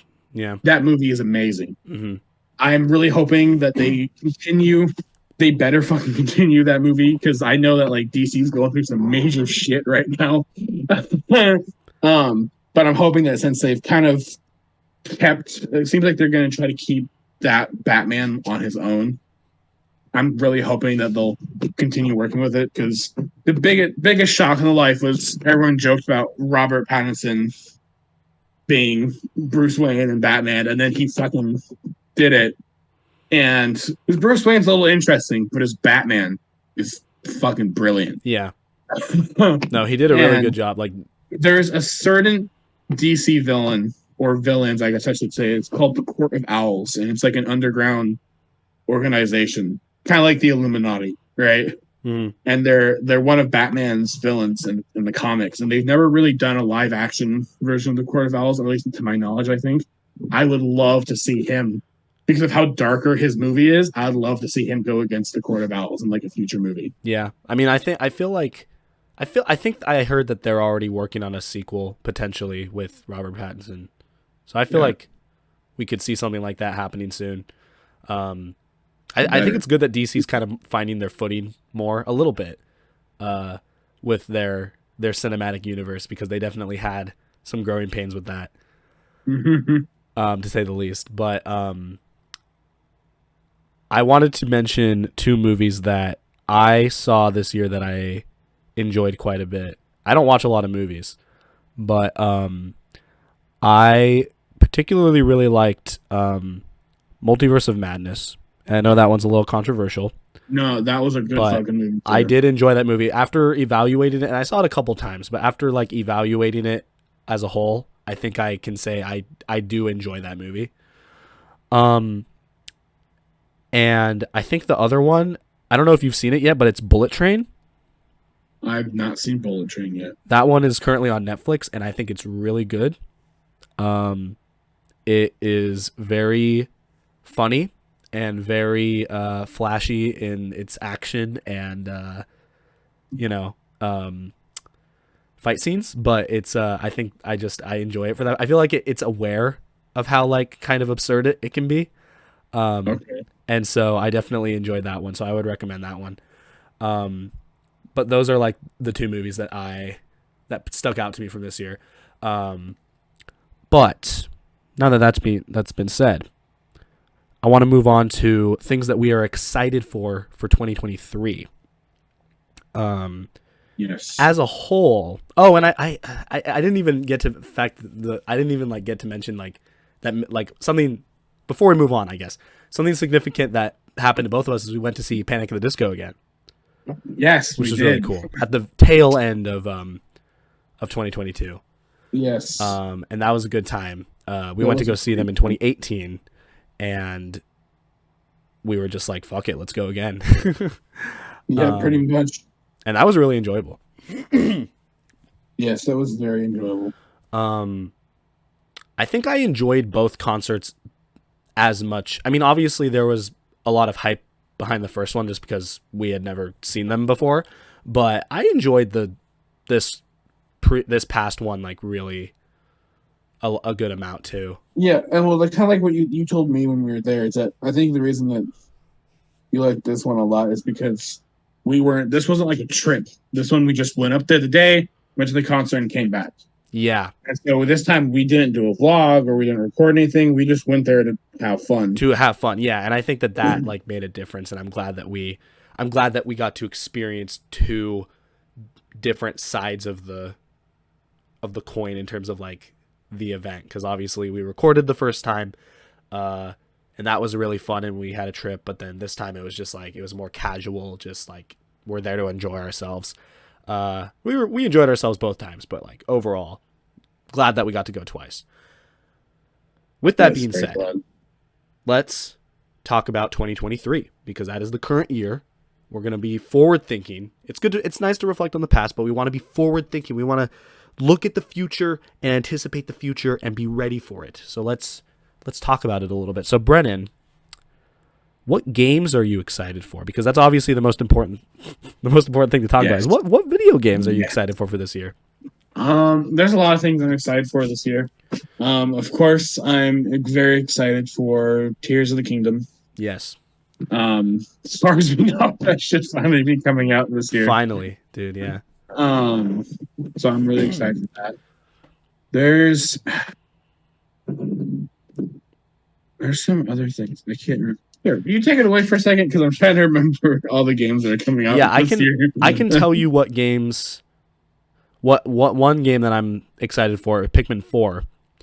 Oh, that's right. I forgot about that. I believe that is coming out this year, and I'm really excited for that because I'm a big Pikmin fan, and the last game came out in 2013, so it's been 10 years. But they did confirm that they're doing a fourth one, and it should be coming to the Switch this year, and so I'm pretty excited for that. And Tears of the Kingdom, I'm excited for the fact that it's coming out. I don't know if I'm going to get it right away just because I haven't finished Breath of the Wild yet. You son of a bitch. But, I'm sure that when I do, I will enjoy Breath of the Wild quite a bit, and I will be heavily anticipating playing Tears of the Kingdom. Tears of the Kingdom, which... I think it's Tears... I choose to say Tears because I think that's a funnier title, but yes, I'm sure. Like I already know that's going to be a really good game, in general for the Zelda franchise and just in general. I wouldn't be surprised if that won or at least was a nominee for Game of the Year, just because I feel like it's inevitable.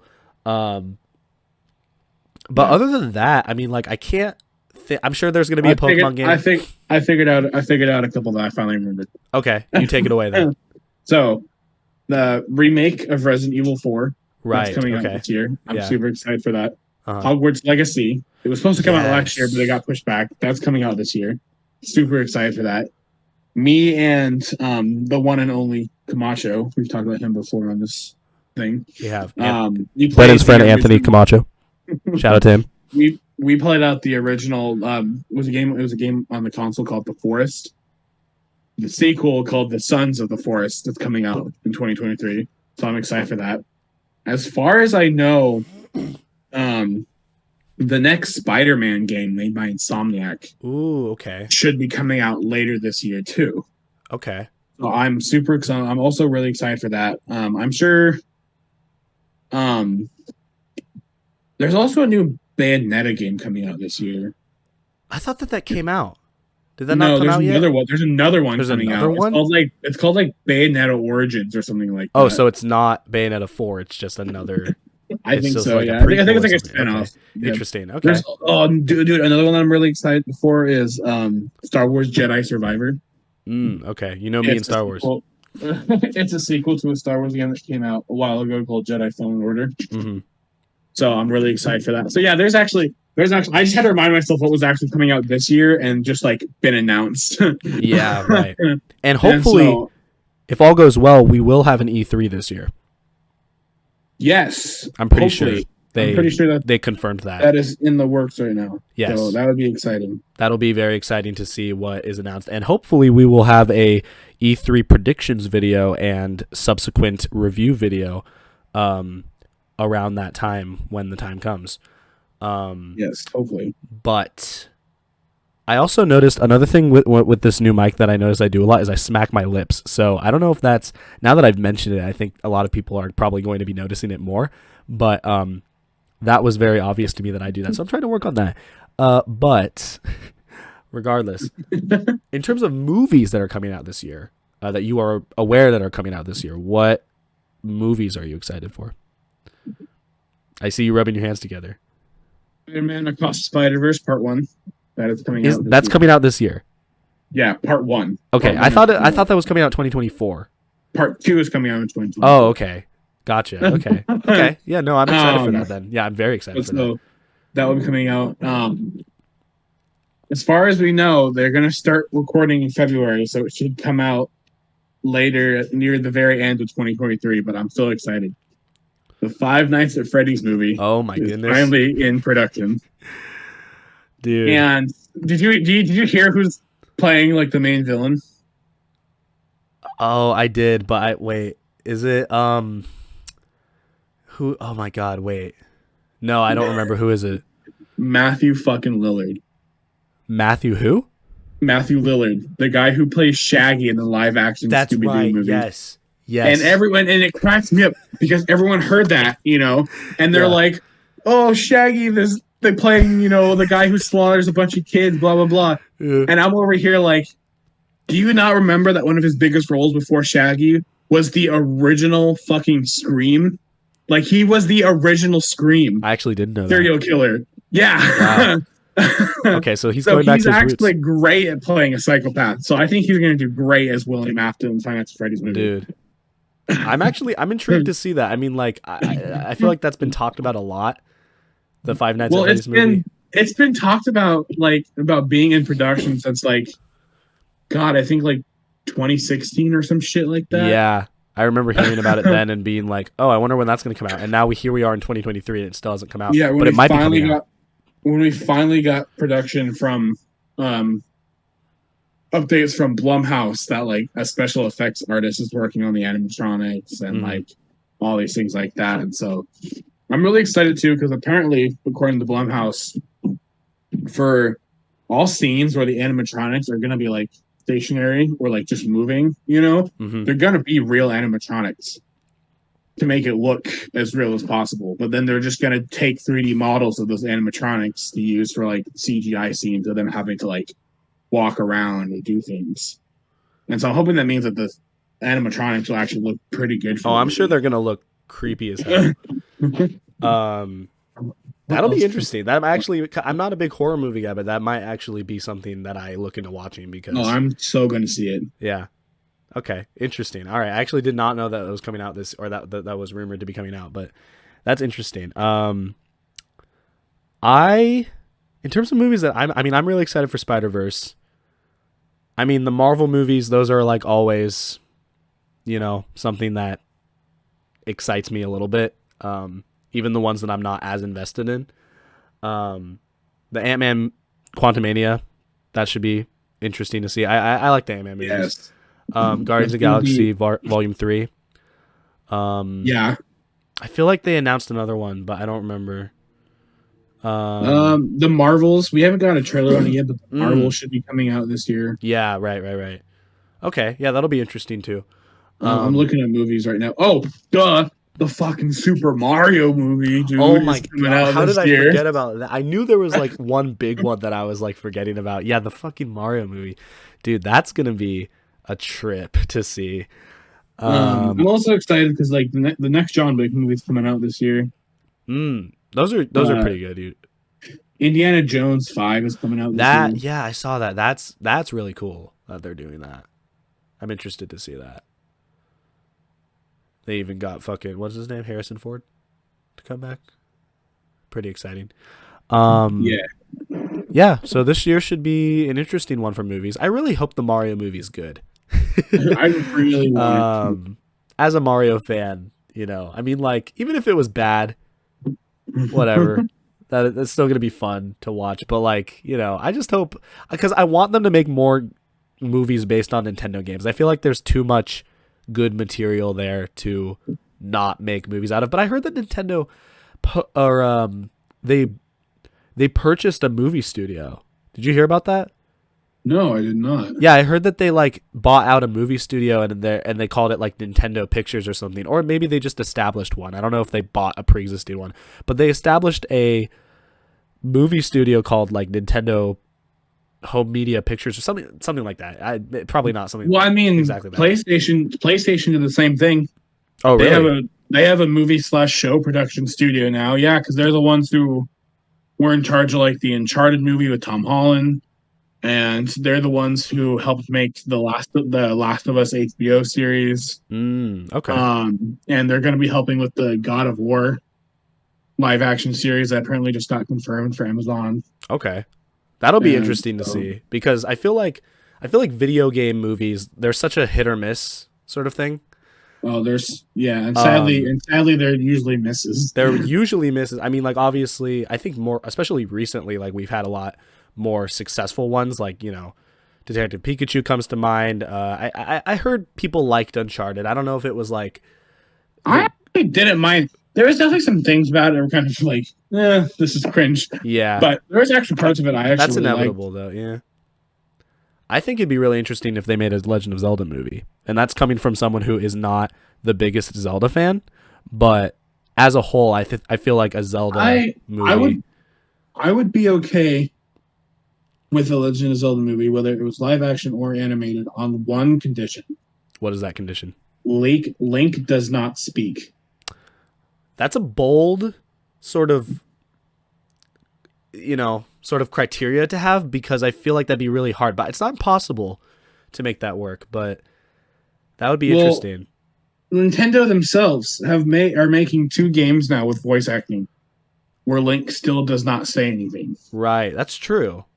And like my favorite thing is that that side game, Age of Calamity, that little, like, I know it's not technically canon, but like still, like, Nintendo like watched its development and stuff like that. Mm-hmm. One of the ways that they just when you're unlocking characters, like when you unlock Princess Zelda, it says like the royal princess, or they each have like their little description name. For Link, it says Link, and underneath him it says the Silent Knight.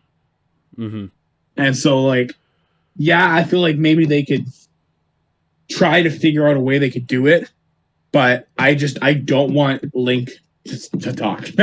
I will say the idea of like, because like obviously Link doesn't speak traditionally, but he does like grunt and like make noises when he like swings his sword and stuff. I think the idea of Link being like cast at like a really popular actor being cast as Link and then not speaking the whole movie is really funny. Yeah. And like, I don't know who would be a good contender for Link off the top of my head, but someone who... Oh my god, I saw a fucking post that was talking about Tom Holland playing Link, and I was like, fuck off. Okay, he can't, like, I thought of him, but I was just like, no. I thought about it more and I was like... I love Tom Holland, don't get me wrong. Mm-hmm. I love Tom Holland, and he's a great Spider-Man, and he's done great in other movies, but no. No, I can't see him as Link. I don't think that would work. I don't know. Even in like a voice role, I don't feel like... I don't think that would work out. I'm sorry. But they'll find stuff. I mean, like, assuming they do make a Zelda movie, I feel like they will eventually, but like, especially if the Mario movie does well, I feel like Zelda is just like especially with how well the Sonic movies are doing. Right. I forgot about that. Yeah, no, the Sonic movie, the next Sonic movie shouldn't be. I think it should be coming out next year, probably not this year, but those. Oh yeah, that I don't know how I forgot about those. Like that's an example of a video game movie that has been taking off like really well. Yeah. And I completely forgot that the second one came out this past year, and I liked that one a good amount. Did that come out in 2022? Yeah, that came out. We saw it together. I don't know if you remember. In April. I knew we saw it together. I just didn't realize it came out this year. Holy shit. Yeah, I know, dude. Yeah, time flies. But overall, so yeah, for me at least, that's all the movies that I'm like really anticipating. I'm sure more are going to be coming out and announced. So that's all I can think about right now. But as a whole, Brennan, do you have anything that you're like really looking forward to in terms of this year that isn't necessarily like media related? Well, one last thing that I forgot to mention that I just thought of, me personally, was right near the end of 2022, the final arc of Bleach finally started getting animated. You're right. Okay. And so I've watched the first part of that, and that was amazing. And now they're going on hiatus, so the company can work on some other projects, but it'll be coming back July. Oh, okay. So I'm looking forward to that this year. Yeah. But for things in this year in general, I'll be graduating school this year. Yeah. So then I'll be done with my welding degree. Mm-hmm. So I'm excited for that.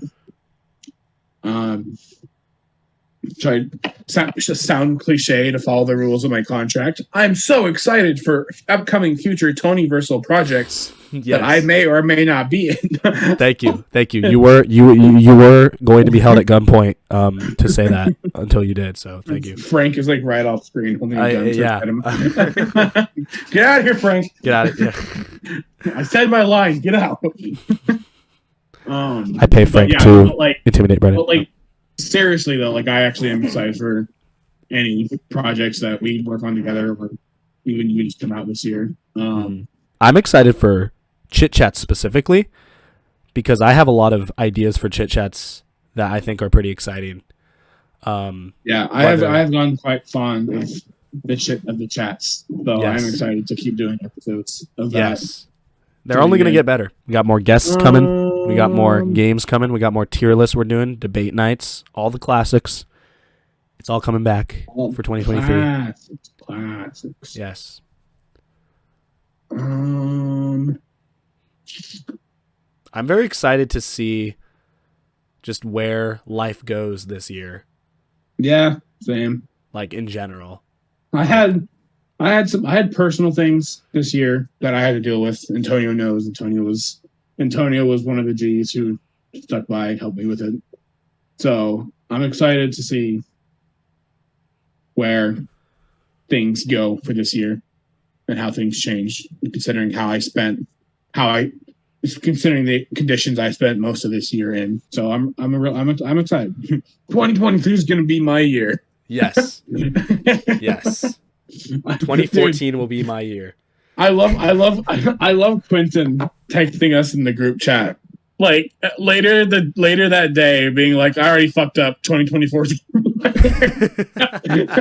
Yeah. Well, I feel you there, Quentin. I feel you there. Mm-hmm. That just sets the tone. No, I feel good about this year. I think this year is going to be good overall. Going to be continuing in school. It's a little scary. It's like the future can be a little scary. But I think overall, like, we're only getting more and more. How do I put this? We're getting more and more. We're growing up. We're getting better at adapting to whatever life throws at us. Oh, dude, yeah, totally. Like, I had a total adult shock moment last night because I had a friend of mine. I won't say any names, but someone I knew from high school. Just invited me to their wedding last night. Shit. And I was like, dude, holy fuck. I know someone who I went to school with who is getting married. Yeah, that's a big deal. Yeah. No. And again, no names, but someone else that I know, just a blast from my past, is pregnant and going to be having a kid. Yeah. And I'm like, dude, like that's how fucking fast we're going up. Holy shit! That's just going to become more and more common. Yeah, and it's like because we're at that point now where the people I'm talking about, like when we were in high school, that would seem crazy, but now we're a couple years out of high school. Yeah, and so now saying that, it's like no, they're at that age. That's normal. If that's what they want to do, they can do that. You know? Exactly.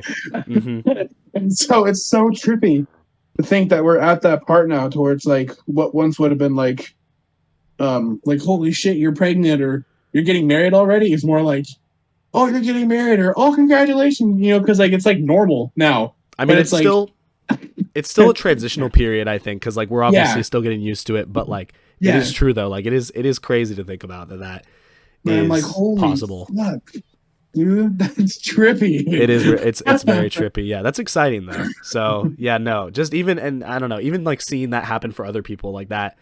That excites me because, we're just seeing, it motivates me to, make progress in my life and, do things for myself too. And I want, at the end of the day, like, I think everyone should be actively trying to progress their life in a positive direction. You know what I mean? Yeah. And I think that's a really cool thing to see, like, other people, like, just like starting families and, getting together with other people and making, it's a big deal, Yeah. All right, truth be told, my laptop is kind of being a little bit of a bitch right now, so we're going to start to wrap up this episode. But yeah, so overall, I'm excited for 2023. Brennan, I hope that you're also excited and you're looking forward to things to come this year. You know, we're going to be getting through this together at the end of the day, and that's what matters. We got this. And I hope you guys are there along for the ride with us, whether that be in general in your own life or through Chit Chats, you know, watching these episodes every week, you know, just seeing where we're at, seeing what fun things we get to do. I will say this episode had a little bit more of a, you know, a little bit more of a sappy, serious tone. You know, if you've never really watched Chit Chats, this is not our typical type of episode. We usually like to get a little goofy and silly. Not. But this was still fun. I still had a good time this episode.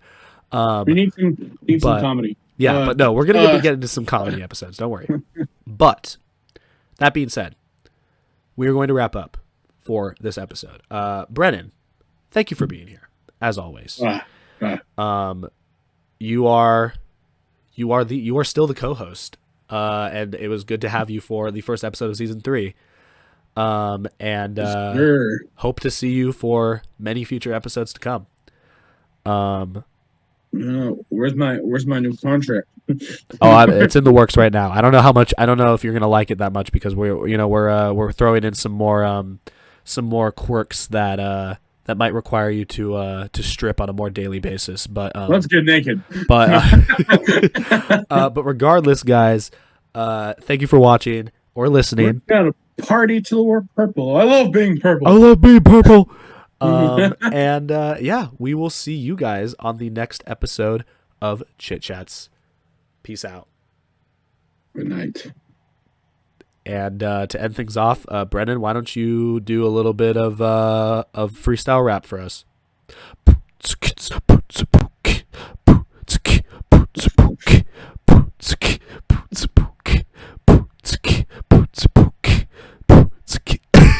And he's gone. You know, the big question on everyone's mind, Brennan, is Yes.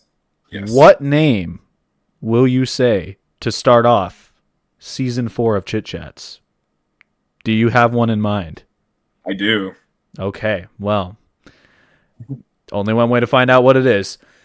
Welcome back to Chit Chats, everybody. My name is Antonio. And I am the Elden Lord. And welcome back to Chit Chats. That's Nope, have a chit chat. That's how long it's been, dude. I'm out of practice. I know. Yeah. Oh my gosh. I knew it was going to be Elden Ring related. I had a feeling. It's not like we've spent the last half hour figuring out technical difficulties and me playing Elden Ring. You discussing Elden Ring, yeah. Yeah. And welcome everybody to season 4 of Chit Chats officially. Season 4. It has been a long. It's been a while. It's been quite a while. Season 3 was kind of a weird season. It lasted almost 2 years. And I wasn't really sure when I was going to start season 4, to be completely honest with you. But I've been hankering to get back into some Chit Chats. You know, I have some bones to pick with some episode ideas. And Brennan needs a beer, and that's how we roll on Chit Chats. Yes, no, that's not what I. But yeah, this is going to kick off season 4. Usually with each. Oh my gosh, he has a Guinness. Usually with the beginning of each season, we kind of talk about, you know, what's been going on in our lives and like, you know, where we're at. You know, like it is still relatively close to the beginning of the year, so I figured this will still serve as a, you know, kind of, you know, looking back at 2024 kind of, or looking, you know, what are we looking forward to for 2025. We can talk about that kind of stuff. But let's start off with this question, Brennan. How have you been? How's life been going? Nothing new. Nothing new. Nothing new since the last episode, dude. I'm still chugging along, man. Same old. Mm-hmm. Well, you've been grinding on Elden Ring as we discussed prior to. 2 achievements away. 2 achievements. How many achievements are there in the game? Well, let's check, because in fact, I still have it fucking open. Brennan having Elden Ring open. That's just like there is he just has it opened by default. Yeah, there's 42 achievements, and I have 39 and 42. Well, and like Elden Ring is like it's like. Would you say it's like one of the hardest games of all time? Maybe that might be that might be a stretch. Yes and no. Yeah, it's definitely going to be one of the hardest games of all time to players who are not used to Souls-like games. Okay, but Elden Ring can be, depending on your play style and kind of how you choose to play, can be friendlier of a lot of the Souls games. Okay. Because like if you don't know what you're doing and you go into this blind and like have a really crappy build and character like setup, it can be really hard. And like there's a couple bosses in this game that are optional that can make it very, very hard. But actually this game, especially now that I've been really looking into like these Soulsborne stuff, is like if you play it right, it is hands down one of the most forgiving games compared to the past games. Okay, gotcha. Okay, so I think that's what I've heard about it actually. So like it all depends. If you're used to Souls-like games, this is probably one of the easier ones. If you aren't used to it, then it's definitely like when I first started, this game was fucking hella hard. But then now, like we talked about, I have over like 215 hours in this game. Yeah. And I've already beat it once, almost beat it twice, going for a third time. I have a feeling my last two achievements are literally my last two are literally just to beat the game 2 more times. So I feel like if I picked up, because I still have yet to play, I think even one of the Souls games. I feel like if I picked it up, I would just like no good things would happen. No good things would come of it. I'll tell you that. I'm going down the Souls train right now. So like I've played a shit ton of Elden Ring. I've done Bloodborne, which is a good one. It just sucks because it really needs an upgrade. Like people are begging PlayStation and Sony to make a remaster of Bloodborne. I have a friend who's gonna let me borrow Sekiko, which is one of their a little bit older games. And then I've played Dark Souls 3, but I haven't finished it. I have not played Dark Souls 2. I played Dark Souls 1 years and years and years ago, but I rage quit it because it was so hard. And so I want to try that one again, but Dark Souls 1 was really, we're first getting into how the stuff works, and so it's like, of course, one of the ones where there's still a lot of like things that they haven't figured out yet, you know? Yeah, for sure. And then there's Demon Souls too, which is like the first. And then I've also been playing another one that's not made by the same people, but it's really there's like so many games like this now. They're called Souls-like. Where it's like this is just going to become the Souls episode. No, we're not. I'll get past this, but it's just like I'm playing another one that's it's similar in play style, but I haven't played a little bit of it because I've playing so much Elden Ring. Anyways, do you want to guess what? Well, I mean, okay. I just want to say this really quick. Do you want to guess what game I've been playing recently? Think of what is the polar opposite of Elden Ring? Pikmin. You're not far off. You're pretty darn close. I've been playing Mario and Luigi Brothership. Oh, you started playing that? Yeah. What do you think? You know, I have mixed feelings about it. I'm going to be honest. I think it's pretty good. What experience do you have with the Mario and Luigi games?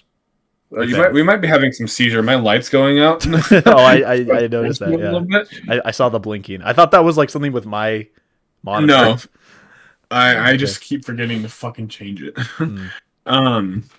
But I've only played one of them. Okay, do you know which one? Yeah. Is it the one where there's one on the DS, if that helps. There's 2 on the DS. There's one where you go. I'm gonna go out on a limb and say it's Bowser's Inside Story, where you go inside Bowser. Okay. Yep. It was that one then. Yeah. Okay. That is a goated game. That is considered, I think, by many to be the best one. So you got a pretty good deal there. I would say Brothership is not quite as good as Inside Story. I'm only about halfway through, but it's pretty. It's good. It's all right. It's pretty okay. But anyway, that's what we've been up to. Video games, shocker. Video games, yeah. We're gamers. We have a lot of. I haven't uploaded them, any of them, but we have a lot of gaming related Chit Chats episodes that have yet to come out that I need to eventually put out there. I want to do a Switch 2 Direct reaction Chit Chats because that's coming out, I think, in like a month from the day we're filming this. So that'll be interesting. But that's I really quickly, as we typically do in these episodes, I want to talk about what went on in 2024 and to a maybe even a degree 2023 because we never did an episode where we talked about that. What was like, and we'll make this. Oh, question in the back. Well, yeah, Teacher. Yeah. This might be a dumb question, but I haven't done one of these episodes in a long time without my headset on. It doesn't pick up your voice through my end, does it? No. I don't think so. No, you sound fine. Is that what you're asking? Yeah, like you don't hear yourself talking or anything like that? No. Okay. You're good. I just couldn't remember how that worked. If that was the case, I would have. Yeah, I would have mentioned it. Okay. I just couldn't remember. Okay. Continue. Continue with the lecture, please. Yeah. So I just want to talk about we'll just because I feel like it's a more we like to talk about our mainstream media on this show. What are some movies that you particularly liked from 2023 and 2024? Like what that you saw in the last couple years? And fucking remember that long? No. Yeah, you have to. Yeah, I mean, more so it could be 2024, but just because I want to round it out more so. Like we didn't talk about 2023. I'll start.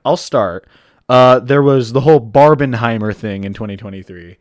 Oh, Barbenheimer. Yeah, that was an interesting little movie going trend for a while there. Did you end up seeing both movies? I haven't seen either one. You haven't seen either one? You haven't even seen Barbie? No. Dude. I think I saw parts of Barbie because I think my aunt was playing it at her house on Thanksgiving. Okay. But I didn't watch all of it. Yeah. I mean, I think the only part I remember watching was the part where she meets fucking crackhead Barbie or whatever. Oh, the like wacky strange Barbie or whatever. Yeah. That's a good moment. I think that's only. Yeah, no. They're both very, very, very good movies. Very different movies, but both very good movies. You're gonna watch them at the same time. Watch one with this eye, one with this eye, and see. Yeah. Hey, a lot of people did the whole double feature. How does Oppenheimer lead in the Barbie? No. Yeah. Well, you either. I mean, I guess that's kind of the optimal way to see those movies, right? Is you go from Oppenheimer to Barbie because Barbie's a little bit more like, oh, silly, goofy, wacky, while Oppenheimer's like, oh shit, you know what I mean? I don't know. No, they're like, it's just funny. I think it's funny how like everyone's like, oh my god, this is going to be the next Barbenheimer. Like they were saying that about like Mufasa and Sonic. Oh yeah, because those movies came out on the same day, and I'm just like, no, I don't know, but those were two. Yeah. Nothing will beat a fucking movie about a cartoon character coming to life and them creating the first fucking nuclear bomb. Yeah. That's not on the same page. No, yeah. Yeah, that's what made that whole thing like so viral was like there were two very different movies. It's kind of like when like Animal Crossing New Horizons and Doom Eternal, I think, came out on the same day. I'm pretty sure that's what happened. That is a perfect example because some of the fucking memes that we got and still get to this day of fucking Isabel and the guy from Doom is like the best fucking. It's so good. It's so good. But that's another movie that I just said. Sonic. We saw Sonic 3. That was a bomb fucking movie. That was quite a good movie. That was definitely. I will hands down say one of my favorite movies that came out this last year. Yeah. Well, and it's funny because like I can't. I mean, it's not usually like I feel like towards the end of the year I always kind of forget what movies came out. I'm trying to think what movies came out in 2024. I know there was Deadpool and Wolverine. I'm looking up a fucking list. Oh, that was a good one. Oh my gosh, there was some other Marvel shit that came out. I feel like. Oh yeah. Like, right? Was that the only Marvel movie that came out in 2024? There's no way. There's no way that was the only one. Because I know we just had Captain America. I don't give a shit about that movie. I'm sorry. Wow. But what else did we have in 2024? I really don't remember. I'm looking. There was Nosferatu. I haven't seen that one yet. Wait, that did come out last year. I thought it came out. Yeah. No. I'm just going all over the place now. Five Nights at Freddy's came out in 2023. Dude, I actually enjoyed that movie. I thought it got way too much fucking hate. Was it perfect? No. I mean, I thought it was pretty good. Oh, Wicked came out this. Oh yeah, that's right. I haven't seen that yet. You haven't either. Yeah, and that's a pretty big one. I mean, that was like people were just like constantly talking about that one. I'm not really like I haven't really seen many musicals, so I'm not like a big musical guy. But Better Man came out. What? Better Man, Better Man, the guy the musician from the UK who for some odd reason made himself a monkey in his documentary. I don't recall that at all. No, you didn't see it. It was such a big thing. It's a documentary about flew under the radar for me. Robbie Williams. He's a British pop star, but he was like, it's one of those things they do where they talk about like how he came to be and shit like that. So like his story growing up and making music, but for some odd reason he made it to where his character is portrayed as a monkey. That's a choice. That's a creative choice. Yeah, you got to respect it to some degree. I'm sure it made for a very interesting movie. What? Oh, you probably never saw it. The Alien Romulus came out. That was a good movie. Yeah, I heard it was okay. In comparison, I thought it was pretty good. I was like, some of the shit they did in it was really cool. Some of the special effects they did in it was really good. Okay, yeah. Well, are those movies? Isn't the whole thing with those movies is like the effects are all practical, like they didn't use CGI or something?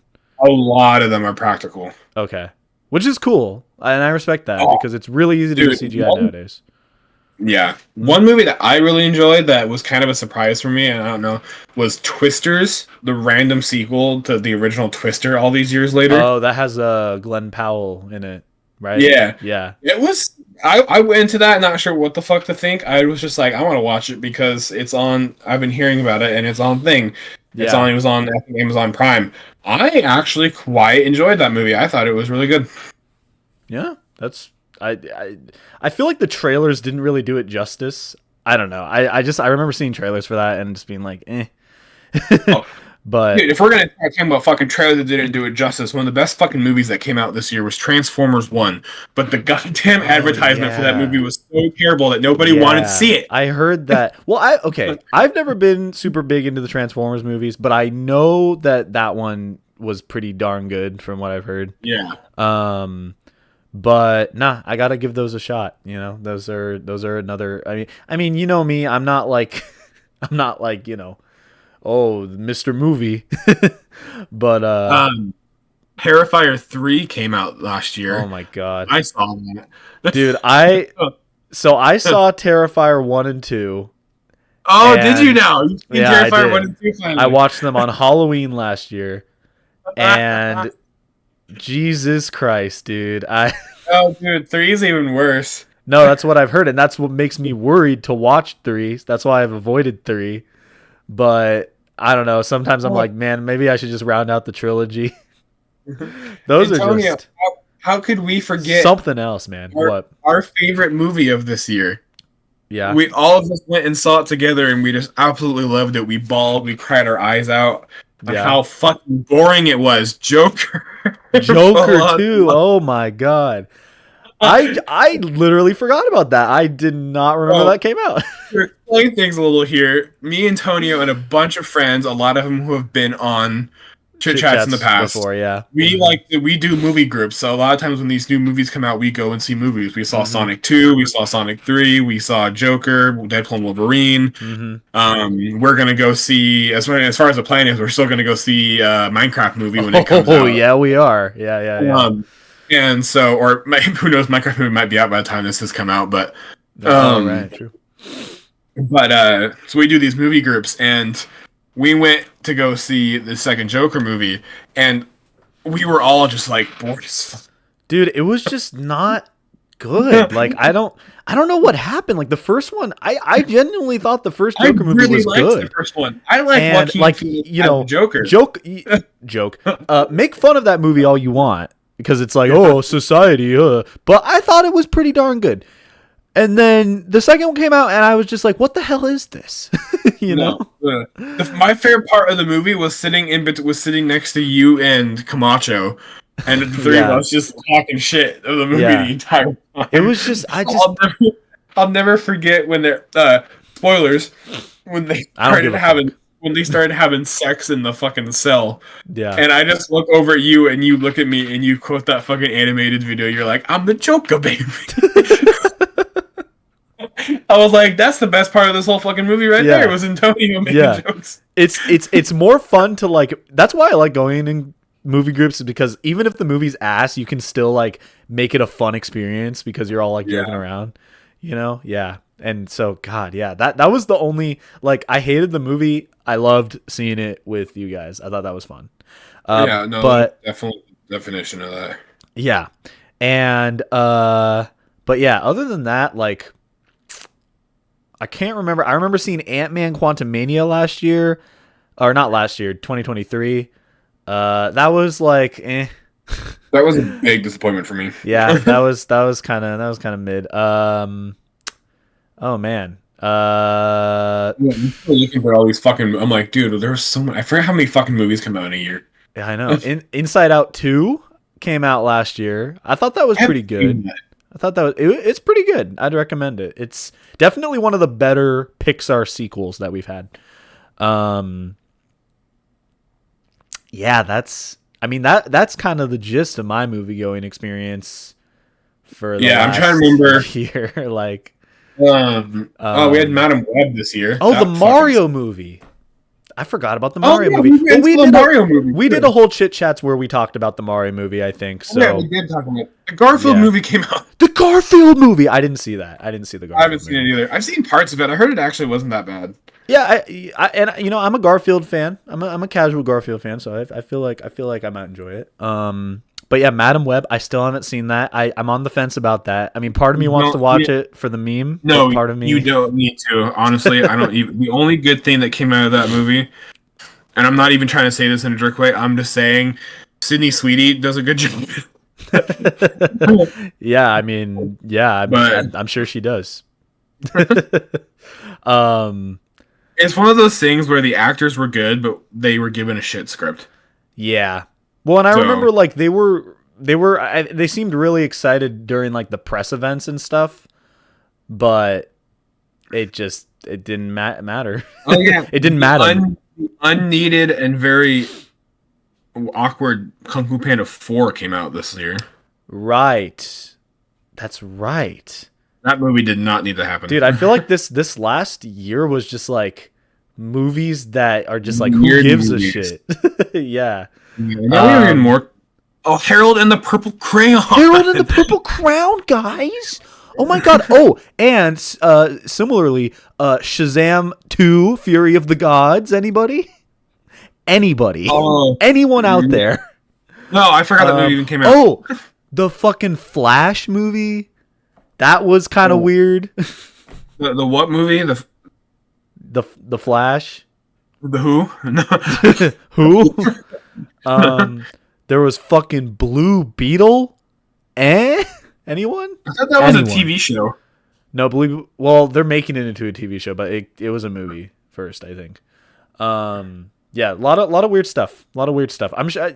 Yeah, I don't know, but really, but now that we discussed that, I want to shift over to games. I want to talk about games from the last couple years. What were our top games? I mean, for me, I'm thinking like Pikmin 4, Super Mario Bros. Wonder, fucking Thousand Year Door remake.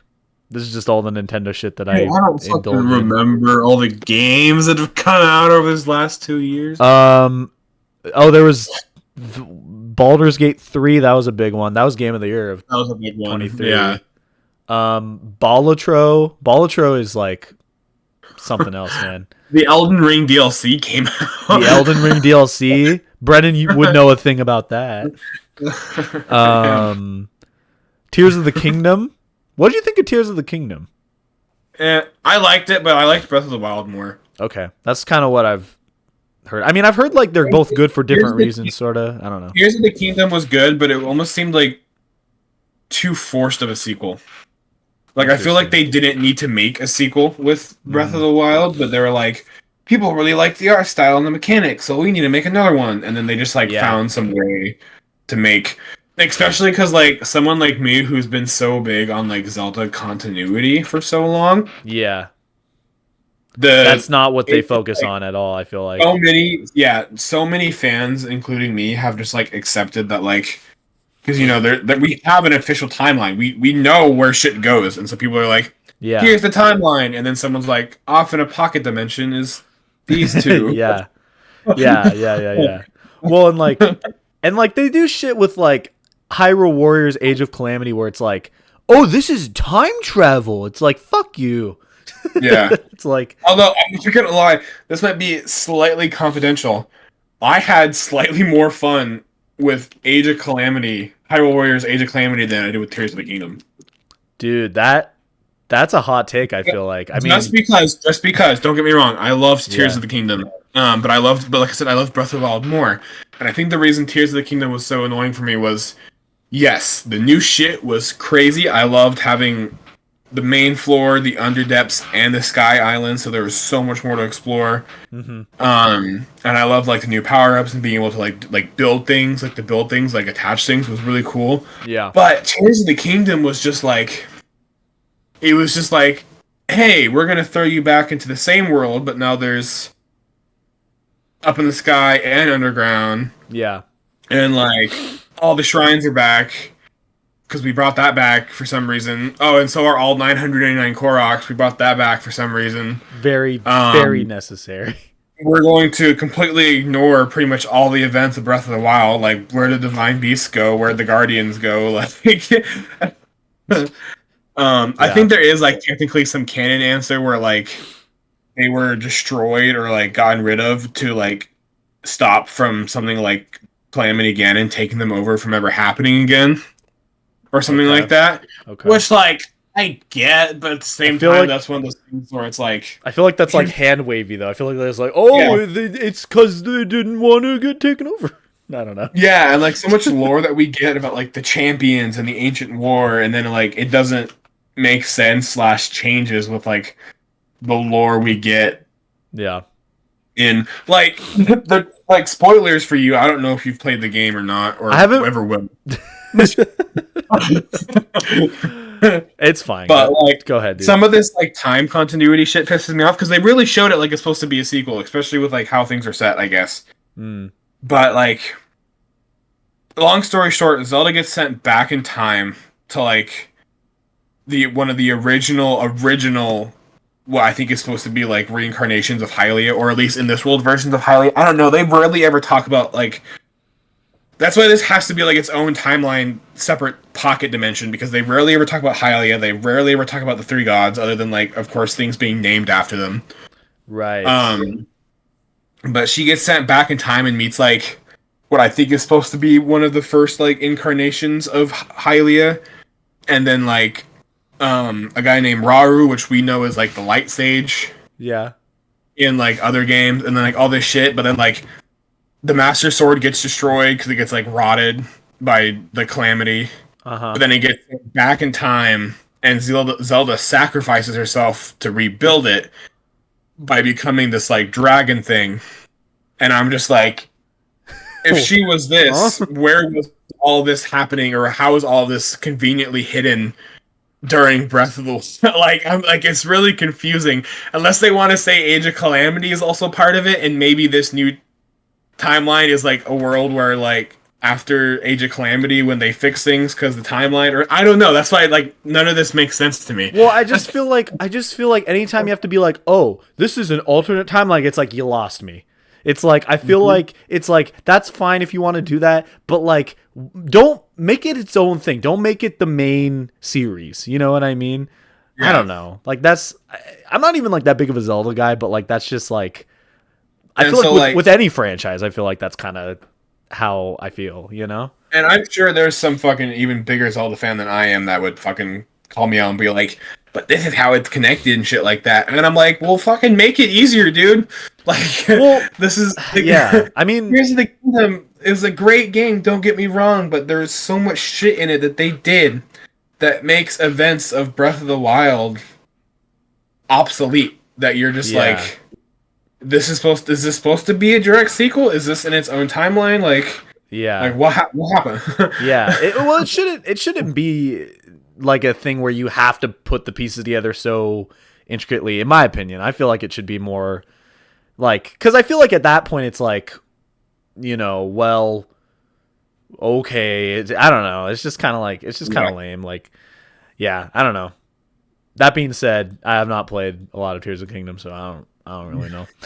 But as I was telling you earlier, I have been playing Mario and Luigi Brothership, which has been interesting. What do you think of Echoes of Wisdom? I don't know if you've played it yet, but what do you think? I haven't played it yet. I haven't bought it. I need to buy it. Yeah, I've heard it's not bad. I've heard it's like kind of good. So I've heard a lot of mixed opinions on it. I've heard a lot of people say it's pretty good. I haven't heard anything bad. That's good. I've heard a lot of people saying that like it's good, and a lot of people being like, yeah, you know, it's not bad. Yeah. It's not terrible. Right. I feel like at worst it's like unpolished, if anything. Yeah. You know? No, I didn't, and like I'm excited. Like it's cool. I think I'm just like at the same time a little annoyed that like this is the first game where we actually get to play as Zelda. Like, I really wish the first game that we would have actually got to play as Zelda. Yeah. We could have, like, it could have been like a 3D Zelda game. like none of this 2D Zelda build shit with a wand. Like I think because like especially Age of Calamity, I know the Hyrule Warrior games aren't canon, but like in the original Hyrule Warriors and Age of Calamity, we see how cool and like how they can make Zelda a badass when fighting. Like, even in Age of Calamity, before she got her power, she was still, like, smart enough to use the tablet in cool ways to, like, fight, but then once she gets her power, she's a fucking badass. Yeah. I mean, you know, and here's the thing, is, like, a lot of people have been kind of having discourse about, like, what are they going to do with the next 3D Zelda? Like, is it going to be open world again? Is it going to be more traditional? Like, what are they going to do? I really want a traditional Zelda. Well, that's the thing, is, like, I feel like, and I don't know how you feel about this, but I feel like if they just like flat out went back to the traditional formula, it would feel kind of like a downgrade a little bit. You know what I mean? Yeah. I'm not saying it would be bad. I just feel like I want them to find like a good mix between like the new stuff and the old stuff. Yeah, I feel like that's kind of what they have to do. Fine with the open world, but like if we could go back like a continuous like makes sense story where like maybe we would go back to like, oh, there's like just dungeons again, and like, you have to do this and this, and you get items at dungeons, but like still find a way to keep it open world and like very obviously running the new because the next Zelda game is going to be on Switch too. There's no denying that. You know? No, for sure. Oh yeah, and no, I think you're right, and I was going to say really quick, I feel like maybe, you know, because you're saying maybe have a Zelda game where you play as Zelda, like a 3D one. That could be a way that they could kind of make it a little bit more interesting if they had you able to play as Zelda. I don't know. Yeah. But that moves into, you know what, we'll pick it up now. I want to talk about, like, what are we looking forward to going into 2025 And one thing that I'm looking forward to, and you took the words right out of my mouth. Yeah, they just for me, there's no fucking hiding it. My fucking favorite region is Kalos. Oh, really? I actually didn't know that was your favorite, like, hands down favorite region. That's It that's has my favorite starter in it, Froakie. Right. Mm-hmm. It has my favorite mechanic, which is finally fucking returning after years. Oh, Mega yeah. Evolution. Pretty much everyone's favorite mechanic. Let's be honest. Yeah. And so no, I'm so buying this. Even like, yeah, I'm probably gonna have to fucking buy Switch 2, which is gonna suck. But okay. I'm so excited for this game. I don't think you will. I'm like pretty sure. I mean, you Is are it gonna be a dual release? What? Is it gonna be a dual release? Well, I think it'll definitely be on the regular Switch, because I think they've already like opened the pre-orders up for it for the regular Switch. I mean, I don't see how it can't, because it already looks like it looks like it's gonna be big, but it also looks like it's gonna be smaller than like Legends Arceus. Yeah, probably. Because like it looks like, I don't know. Relatively, I think they're containing it to Lumiose, but they're trying to make it to where it's like it's so many years in the future that Lumiose is like extreme expanded. You know, right, and that's the interesting thing about that is like I'm curious when exactly it takes place, because like it's, to me it's like, because at first I thought it was like, oh, it's Pokemon Legends, as in like the legend of like the past, like, oh, yeah, okay, all these games are going to be in the past. But that doesn't really seem to be the case. This seems to take place in like shortly after X and Y, because AZ is there and he's got his Floette. And yeah, he's definitely older because he's like, now he's walking around with a cane and shit. Yeah. But then again, is he like cursed? What is this thing? Like, is he cursed with immortality or something like that? I don't know. It's been a while since I played those games. I don't recall. Because he was alive for over 3,000 years. That's the whole thing. Is like, it's been 3,000 years. You know, when he's holding his Borat and shit. Yeah. See, I thought it would have been cool, and I don't know if this would work necessarily canonically, but I thought it would have been cool if it took place like before the big Pokemon War or whatever. Dude, the fucking war with like the great weapon and shit, like the whole reason that he exists. That's and, what like, I thought they were. Yeah, that's what I thought they were gonna do. Cool. Yeah, but I don't know. Maybe it'll still be cool. Maybe there'll be some reference to it. I'm still very excited. I'm definitely gonna play this. Oh yeah, no, I'm very someone excited. who never beat / fully played Legends Arceus because of the stupid shit that happened on my Switch. So.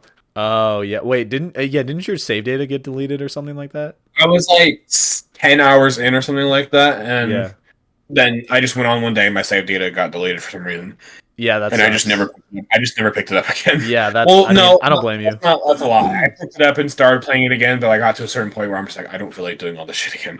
Yeah, no, I get it. It is a little. It can be a little tedious. I actually just replayed through the game to kind of like get me ready for Legends ZA.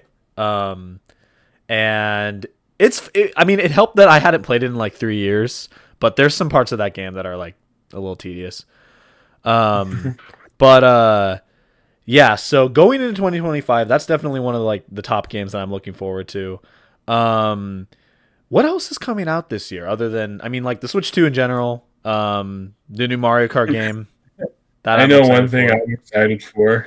Is it Elden Ring related? Elden Ring Night Rain. Oh my god. Wow, shocker. Wait, what is it?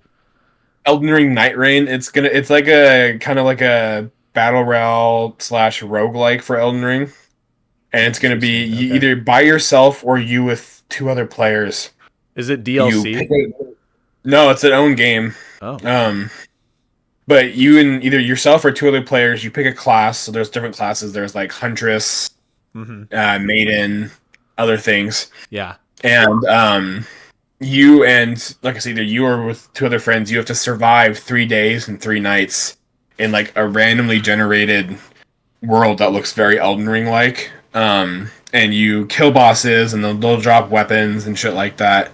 And then you try to survive the 3 days, and then different bosses from different games will spawn. So like we already know there's Elden Ring bosses in there, but during the trailers we've seen and from the private test beta that came out a little while ago that some people got to play, there's bosses from like Dark Souls 3 and older games in this game. Oh, that's cool. Yeah. That sounds fun. I did not know that was coming out. So I'm excited for that. I think that comes out in April, I want to say. Okay. That's pretty hype. Yeah. So. Well, and like I think Monster Hunter Wilds just came out, like literally the other day. Like I heard that's I mean, that's probably pretty damn good, if I'm guessing. But other than that, like I can't think of many other things that are coming out for gaming. But we could also let's talk about movies, and you already talked about it a little bit. And this will be the last thing that we talk about before we get into the other thing I wanted to do for this Chit Chats. But you already talked about it earlier. The Minecraft movie's coming out. I'm super excited for that. I'm not gonna lie, just because I feel like it's just going to be just a fucking wild ass ride, dude. It's gonna be great. Yeah, no. Like I feel like it's gonna be so fucking like, what the fuck is this, that we're gonna love it. It's just like, yeah. I mean, I'm not even gonna say. Have you seen the trailer of fucking what's their name? Fucking hitting the villager with their claw. Jennifer Coolidge, I think. Yeah. Oh I saw that shit. Are you okay? That's it's just, I don't know, man. I'm not even gonna say it's gonna be a bad movie. Like I feel like it's like almost like a Sonic situation, right? Where it's like, yeah, it looks like it could be pretty bad, but maybe it'll be weirdly charming, or like, you know, Mario movie. I don't know. I will especially after Sonic 3, I will arguably say that these fucking Sonic movies have been one of the like surprise like best video game adaptation things that we've gotten. And like won't spoil anything just in case, but the ending for Sonic 3, holy fuck, I cannot wait for the next 2 years to come and pass so we can get the next one. I know, me too. And we're our butts will be seated for that fucking movie, dude. I'm pumped, man. And you know, the Minecraft movie looks like it'll be very interesting. I mean, even from the first trailer, dude, I was just like, oh, this is gonna be something something special. But what else is coming out this year? I know Thunderbolts is coming out. Second Five Nights at Freddy's is coming out this year. Five Nights at Freddy's 2? Yeah. Oh, okay, that'll be interesting. They've already started filming. Excited for that. I'm actually really excited for Thunderbolts. Honestly, the trailers look really good. No, I am too. I think that'll be a good Marvel movie. I'm just gonna come out and say it. I like I was saying earlier, I can't bring myself to care about Captain America, Brave New World. From what I've seen, is that people are still saying go see it because it is a good movie. Like it's a good watch. It's just like people are mad because literally this whole movie is like Sam Wilson's Captain America. He finally gets his own movie. Yeah. But literally all they used this movie for was a explanation / like here's what happened afterwards sequel to the 2006 Hulk movie and the Eternals movie. Well, that's the thing is like which are like two movies that like who gives a shit about those? I'm sorry. I mean, I'm not, you know, no offense to anyone that does. I'm just saying like why? And that's the thing is like I'm not disinterested in the movie because of like Captain America, you know, Sam Wilson. Like that's cool that he got his own movie. It's just like from everything I've seen, it's just like it just doesn't look like it's that interesting to me. I don't know, man. And from what I've heard, I mean, that's interesting that you say that. From what you've heard, people actually kind of like it because like I've not really heard that. I've heard like kind of the opposite. But I'm not saying people like it. I'm just saying people are saying it's worth the watch because like there is the good parts to it. Well, yeah. I mean, every Marvel movie has good parts. I feel like. Well, I mean, like every Marvel movie has like the cool action. It's like that's not impressive. I don't know anymore. I don't know. Maybe I'm being too critical. But I don't know. Maybe I'll see it at some point when it's on Disney Plus. You know, that's kind of I'll probably just watch it. I'll probably just watch it when it comes. That's kind of how I am with the Marvel movies. What else is coming out this year? I don't even know. I think Wicked Part 2. That's cool. Wicked Part 2. I don't know if it's coming out this year, but the creator for Terrifier has confirmed Terrifier 4 is in the works. Oh, that's just wonderful. That's just wonderful news. I need to catch up. I need to see 3. The Superman movie looks good. That's right. The DC, the new DC universe kicks off this year. Yeah, which is going to be really interesting. I feel like it's going to be a decent, like, it's going to be... I'm excited. I know that people are fucking critics, but I think that just DC needed somebody like, what's his name? Kevin Feige. How Kevin Feige helped, like, kind of keep Marvel on wraps. Like, I think James will finally be someone that could help. Yeah, because do I'm gonna that. be honest, like the other DC universe they tried doing, the extended universe, it just did not feel like it was just exciting. I don't know. It was just like it just felt like a mess. I mean Yeah. I'm far from the only person that has said that, but like just every DC movie I've seen, I'm just like, I mean, I'm not saying that they're all bad. Like there's good ones, but like, No, I will go down on this hill. I enjoyed the first one, Aquaman. I really, really enjoyed the first Aquaman movie. you know what? I enjoyed it too. I did see the first. I actually really liked the first Wonder Woman movie too. I've yet to Back see when it that, was but I've heard set that during- one's. I've heard that Back one's when it good was too. during like World War II. Mm-hmm. Yeah, yeah. No, I've But heard like that one's other than good. that, I liked. I'm actually one of those few who actually I actually really liked Man of Steel. I didn't think it was that bad. Okay, I've heard I there's think- mixed opinions on that one, but yeah. Yeah, I think it got more hate than it needed. But other than that, Mm-hmm. I never really liked a lot of it. I liked. I'm trying to even think which ones I saw. I don't even think I saw many of them. I'll tell you right now, the only like true peak section that ever came out of these fucking movies, and I feel bad saying this because I know that the creator was an asshole, but when Zack Snyder got his Justice League taken away, Yeah. and then Josh Whedon, I think his name was, Yeah. made that other Justice League that we got. I've seen both. I did like Zack Snyder's more. It wasn't as good as I was hoping it would be, but I definitely liked it more. Right. But the one thing that Josh Whedon's had that was fucking far superior was not only music choreography and like music choice, but that opening scene watching Metropolis like fall to hell because Superman was dead was like one of the best fucking like interpretations of like a DC comic movie I've ever seen. Yeah. Okay. Watching just like the world actually mourning because Superman was dead and seeing like vandalism go up and like cops not being able to handle all of it and like them waving the big flag over the bridge and like and like the homeless person with the sign saying what would Superman do and shit like that. Like that was in which version? That was in Josh Whedon's. That was in the one that he took before Zack Snyder got to remake it and then released it on HBO. Right. I did see that one. I did see the Joss Whedon version, mainly because I wanted to see one of them, and I was just like, 4 hours? Isn't this Zack Snyder version like 4 hours?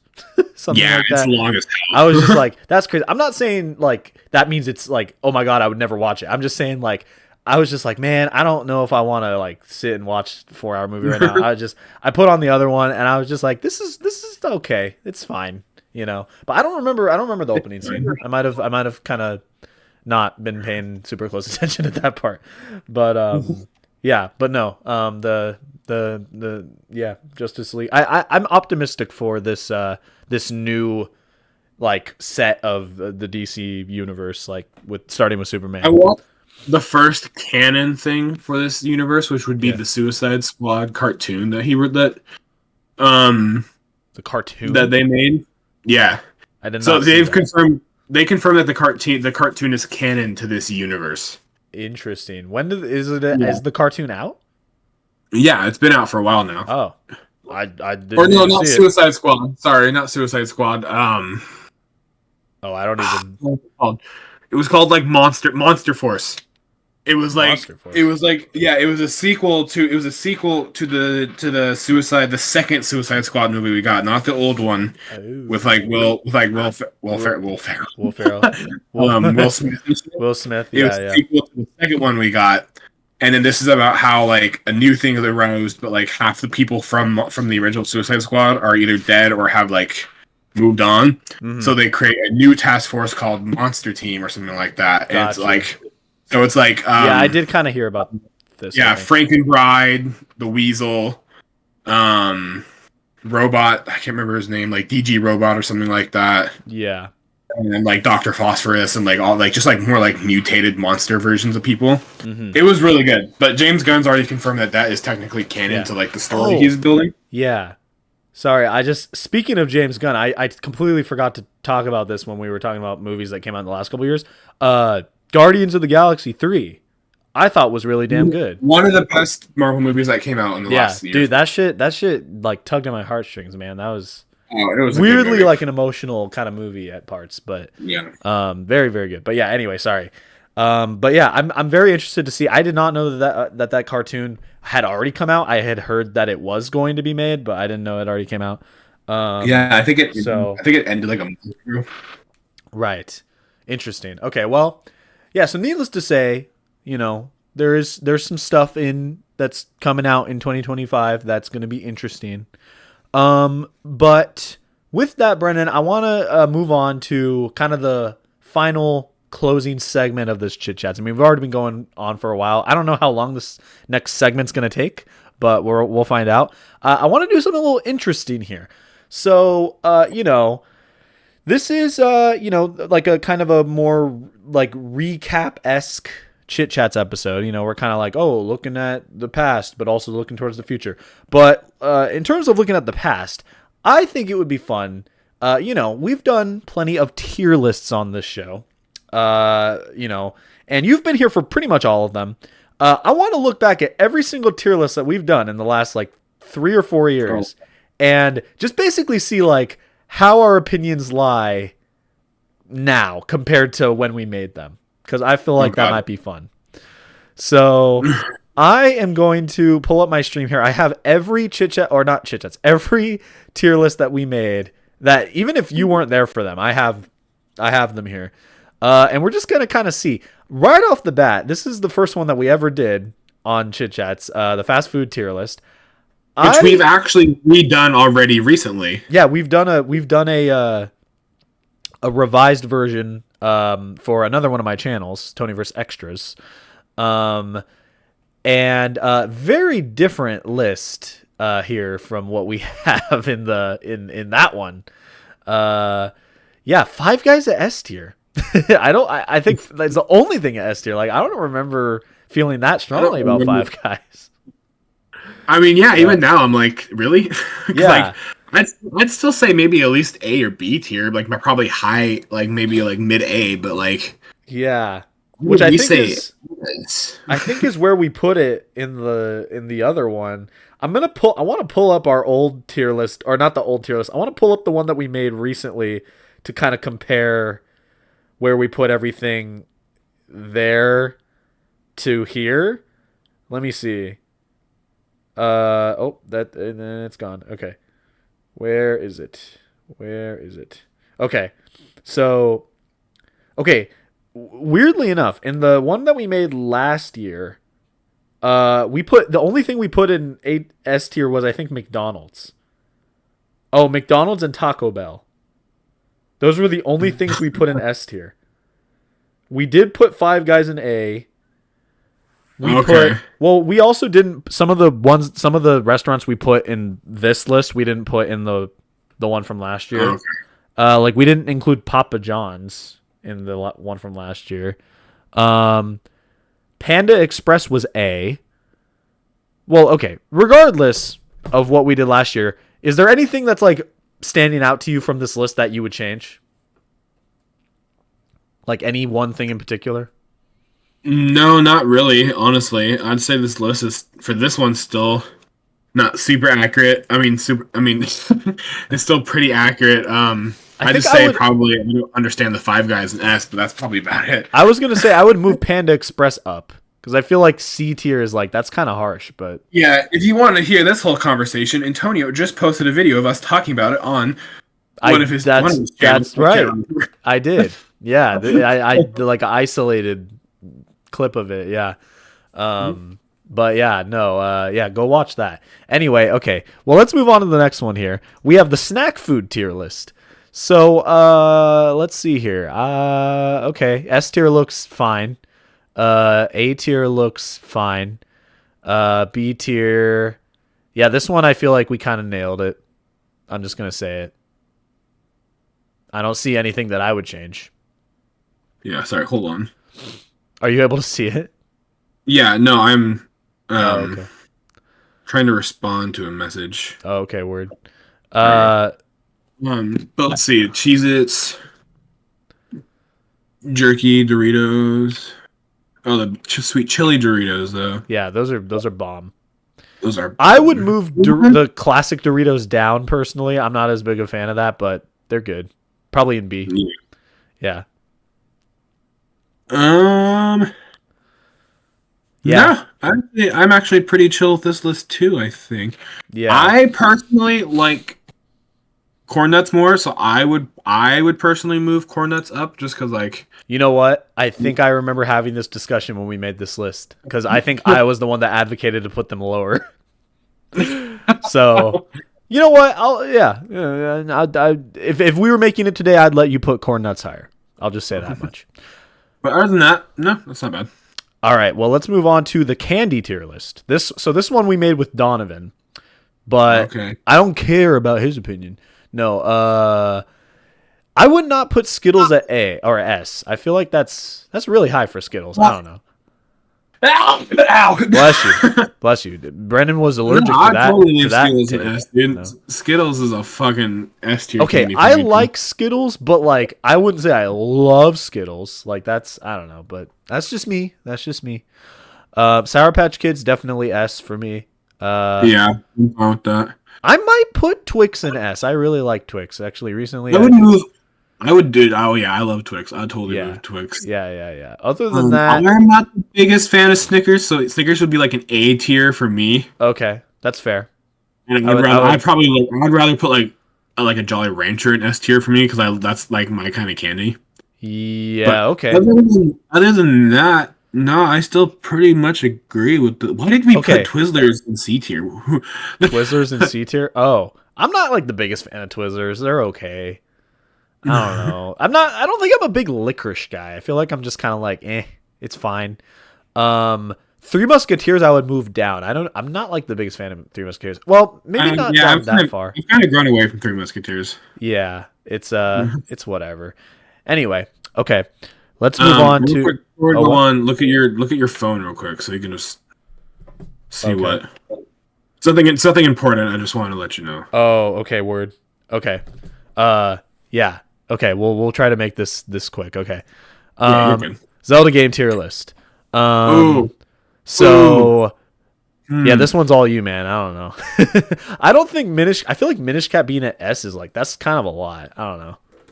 No, I'm fine with it there. Honestly, I still think it's the best 2D Zelda. Okay, yeah, you know what? That's fair. I'm not saying it's bad. I like Minish Cap a lot. I just feel like sure. Yeah, I don't know. The only thing that like pains me still is like, so like honestly for the S tier stuff, I agree because like Majora's Mask, Ocarina of Time, fucking absolute classics. Yeah. Of course, I am not gonna fight at all for fucking Twilight Princess, my fucking baby being in S tier. So I'm not gonna complain about that. Minish Cap, best 2D Zelda. Breath of the Wild, like I said, Breath of the Wild I like more in Twilight than Tears of the Kingdom, so it like redefined Zelda. Yeah. So that one I'm definitely putting in S tier. Honestly, I've had the chance to play it recently, and honestly, I would put Wind Waker at like a low S. Okay. I've really been enjoying Wind Waker again recently, but other than that, that's the fair. only thing that makes me mad is having Skyward Sword in D tier, and that's just because the story and the art style for me is like B and A tier, but the mechanics and a lot of the little nitpicky things is what keeps it down so low. Yeah, that's fair. Well, I'd say maybe if I could make this list myself, I'd put it in like a C tier, like high C, but like nothing higher than that. And I still haven't played the other Oracles game, so okay. I'm kind of surprised. I'll say this: I'm kind of surprised Phantom Hourglass is above Spirit Tracks because I've mainly heard it the other way around. But I don't know. That's all. I feel like that's something Donovan would have done. Yeah. No, Donovan didn't make this list with us. I think it was just me, you, and Dean. Oh, it's right. And by that I mean it was mainly you and Dean.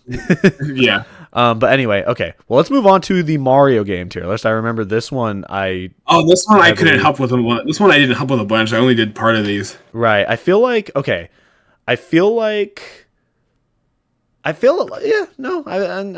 mainly agree with all this. Yeah, I don't see anything. I feel like we were pretty spot on with this one. I feel like some people would probably argue 64 would go in S. I feel like the mechanics are a little outdated for that, but it's not bad, obviously. No, other than that, I feel like we kind of nailed this one, so that's good. Good job, 2022 us. Okay. Christmas song tier list. I don't fucking know. I don't even know why we did this. But I don't even know what like half of these songs are, so I'm just gonna say looks pretty good. All right, Pokemon main series games. This one is outdated because there have been ones that have come out that we have not, that are not in this. But I would put Legends Arceus in S, and I'd put Scarlet and Violet in B or C, probably. Yes, and yeah. For me, I think Legends would probably be like a high A. That's fair. But it's even though my experience of it was really bad, that doesn't disqualify it from the fact that it was a really cool game, and like it's really cool. I'm really excited for the future of like the Legends name, because I think that's probably what they're gonna do now. I think they're gonna keep like it kind of separate, where like Pokemon games will be like if they make any more classic Pokemon games, like another like either remake or something like that. Yeah. They'll probably keep it like that and like classic style, but if they're going to keep making these games like this, they'll probably keep calling them Pokemon Legends. Yeah. Like I think that's like a new class of game they're going to try to go with. Yeah, I agree. Which is cool. So even though my experience with it was not that good, I can't deny that it was a good game, but it's just there was the little things, which is like the reason I never played it again. Yeah, that's fair. Yeah, but I'd still definitely say it's a high rewarding game. I would say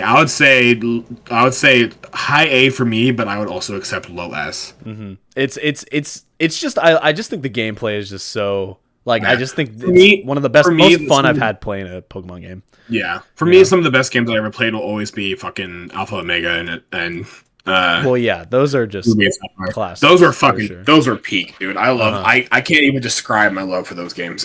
Yeah, they took like everything I loved from X and Y, and then everything I loved from wanting a Hoenn remake, and put it into one. Yeah. Okay, I would move Brilliant Diamond, Shining Pearl down. I feel like those are too high. B is too high for those games. Sorry. We put Brilliant Diamond and Shining. Did we really? Yeah, we did in B tier. What the fuck? What were we smoking, dude? I don't know. Those are such weird games for me. Like they're just. I like them, but I don't. It's like we're not gonna get into this because we have so many things to go to. But all I'll say is like during the battle cutscenes and during battles, it's literally like showing us what they had the potential to do, and then it would go back to like the gameplay, and you're like, oh yeah, they went this way. Yeah, it's just I don't know. It's just not the best. Okay, moving on to the cracker tier list. I would not put Club Crackers in S. I'd like the cracker tier. Yeah. Yeah. Who the fuck? I don't remember. Who put those fucking things down in stupid dumbass tier? I don't remember. I don't even remember having that in this. And then, I don't know, man. This is just... Club Crackers would not be S tier. I don't know who the fuck put those in S tier. Yeah, we did this one. It was me, you, and Cody did this one. So I'm going to guess he was there for those. Yeah, he was the one that like requested that we do this. So I don't fucking remember doing this at all. I must have been drunk. You were on autopilot. You were just on autopilot. Okay. Fruit tier list. Sure. I don't know.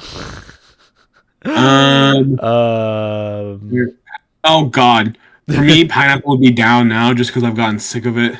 Oh, that sucks. I love pineapple, dude. It's still like high tier, but it'd be like A, not S tier. Yeah. Okay. Other than that, why is there fucking pickles? I don't know. I feel like I don't remember if I made this or if this was like a pre-made one. I think I made this one. I don't know why pickles are on it. No, honestly, coconut would probably be lower for me. I don't know why it's A tier. It's like kind of high, but whatever. Okay, moving on. Nintendo console tier list. I would probably put the Switch in S. I think it's proven itself to be an S personally. Yeah. Other than that, I'd probably move the Wii down. I feel like the Wii is like an A or a B console for me. The Wii U is probably like a C. Like I'm surprised we put it in B. Like that is high. Okay. Yeah. Why is he an F? Get my boy. No. Why is Virtual Boy? Yeah. Other than that, looks okay. Okay. Pixar movie tier list. Lightyear in S. What? What? That is okay. I have not seen Lightyear, So, but that is all I'm not trying no way that's an S tier. all I'm thinking now is that like we've done so many of these, and these would take so long because we would Yeah. debate so much shit. Yeah. Is that we started getting delusional and started just like throwing shit. Dude, apparently we did. What? Onward in A? No. No. That is like a B tier at best, dude. I'm sorry. I don't know why I'm getting so into this one. Cars 2 in Cars 2. Cars 2 and Cars 2. That's fair. Good dinosaur in D. That's fair. Brave is not B. That Brave is probably like C or D. Turning Red was kind of mid. I don't know. This is a flawed one, dude. We got to redo this one. No. At some point. Anyway, MCU. I don't think you were here for this one. I think we made this one in the one that you might have wildly different takes from what we have here. And we also made this one in the beginning of 2023, so obviously this is outdated, but yeah. I haven't seen all these movies, so I don't really know. I feel like Infinity War. Where's Infinity War? It's an A. Thor It's the an S? Dark Okay. World. Thor the Dark World should be in D. Yeah, I heard that one's pretty stinky. Why is Guardians in B? Yeah, I was gonna say Guardians is probably A for both of them. Yeah. Yeah. There's not a single Guardians movie, or like even like some of the Guardians off shows that they put on Disney. I watched all of them, and I thought they were all pretty good. Yeah. Civil War definitely, Avengers definitely, Thor Ragnarok definitely, Winter Soldier definitely, Endgame, and okay, who the fuck put Age of Ultron in S tier? That was like I remember we did this with like Cody, Grace, and Rachel, and I feel like Grace or Rachel advocated for that. I feel like Rachel. Yeah, I don't know, man. That's like Anyway, okay, moving on. Like Anime tier list. It would be like A tier. Oh, that's right. I remember this I video. have nothing to say about this. One Piece. Yeah, Your Name. Silent. That's right. Me and Quentin all agree that the tearjerkers were fucking top tier shit. Yeah. I got nothing. Yeah, no, I still pretty much agree with. I mean, I don't agree with the C ranking on Attack on Titan. I don't think it needs to go much higher. Yeah. I think it could like have like a nice steady B plus. Yeah. And Tokyo Ghoul. Okay. But I think if I remember correctly, there was a couple things that I just settled with Quentin on because I was just so happy that he agreed on Bleach being better than I thought he would put it, and then agreeing that the tearjerkers were good shit. Right. Yeah. So, Dude, I think to date this is like one of the longest chit chats. That's all I remember is this one just being a long one. Yeah. Anyway, modern day music. I don't think you were here when we did this one. nope. Oh, I don't even want to deal with this. Why is Eminem in C tier?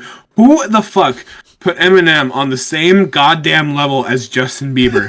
A motherfucker's gonna die today. Who put Ed Sheeran in D tier? Move the fuck on. I'm about to start saying things I don't want to say anymore. Okay. Soda tier list. This one was just me and you. That's right. So, Mexican Coke. And what the fuck is that? I can't see what that one is. which one? The next one next to Mexican Coke? Yeah. This is Baja Blast. Okay, yeah, that makes sense. Yeah. Jared I would put Coke's Dr. Pepper in S. I love Dr. Pepper. That's like my go-to. Yeah, I would too. If this was just us, why the fuck did we not put Dr. Pepper in S? I don't know. Maybe you know what? Maybe I was like feeling a little sick of Dr. Pepper at this time because I like drank too much of it or something. I don't know. Other than that, this one's okay. This one's okay. So one of the things we did, like, why is Mountain Dew just in Mountain Dew? I don't know. We were just feeling a little goofy that day, I guess. And finally, cutting the Smash Brothers roster in half. This video was so fucking annoying. I walked away for a good time. I remember this. What was annoying about it? Was it just because it took so long? No, because I had shit I had to do, and we were taking so long that I had to wait and I ran like three and came back, and you guys had only done like 5 characters. Dude, I don't know what to tell you, man. That's just how it goes. The only thing I would disagree with, it would be Sora and Mithra and Pyra, and I think that might just be because they're like some of my favorite characters to play. Okay, but you can't deny that Pyra and Mithra are like not that relevant. I feel like, I don't know. Oh, come on, where's the fucking Xenoblade love, you fuck? Fuck Xenoblade. Yeah. Have you played every Xenoblade game, Brennan? Are you a big Xenoblade fan? Yeah, that's what I thought. Anyway, I've only played Chronicles and which one has Pyra and Mithra in it? Is that 2? 3? That's 2. Is that 2? That's 2, yeah. Well, regardless, that's going to conclude this episode of Chit Chats. Thank you for being here, Brennan. I know that was like kind of a weird little segment I wanted to do, but I thought it would be fun. But yeah, and thank you all for watching. Hope you guys enjoy season 4. I got a lot of fun episodes planned. Brennan, thank you for being here. I hope to see you again. Yeah, the Elden Ring. Yeah, that's it's been open. That's just great. This That's whole time. If you listen closely, you can hear them playing in the background. I'm sure you can go back and listen for it, audience. Yeah, it's an Easter egg. Ha ha ha. Anyway, we'll see you guys in the next episode of Chit Chats. Peace. What?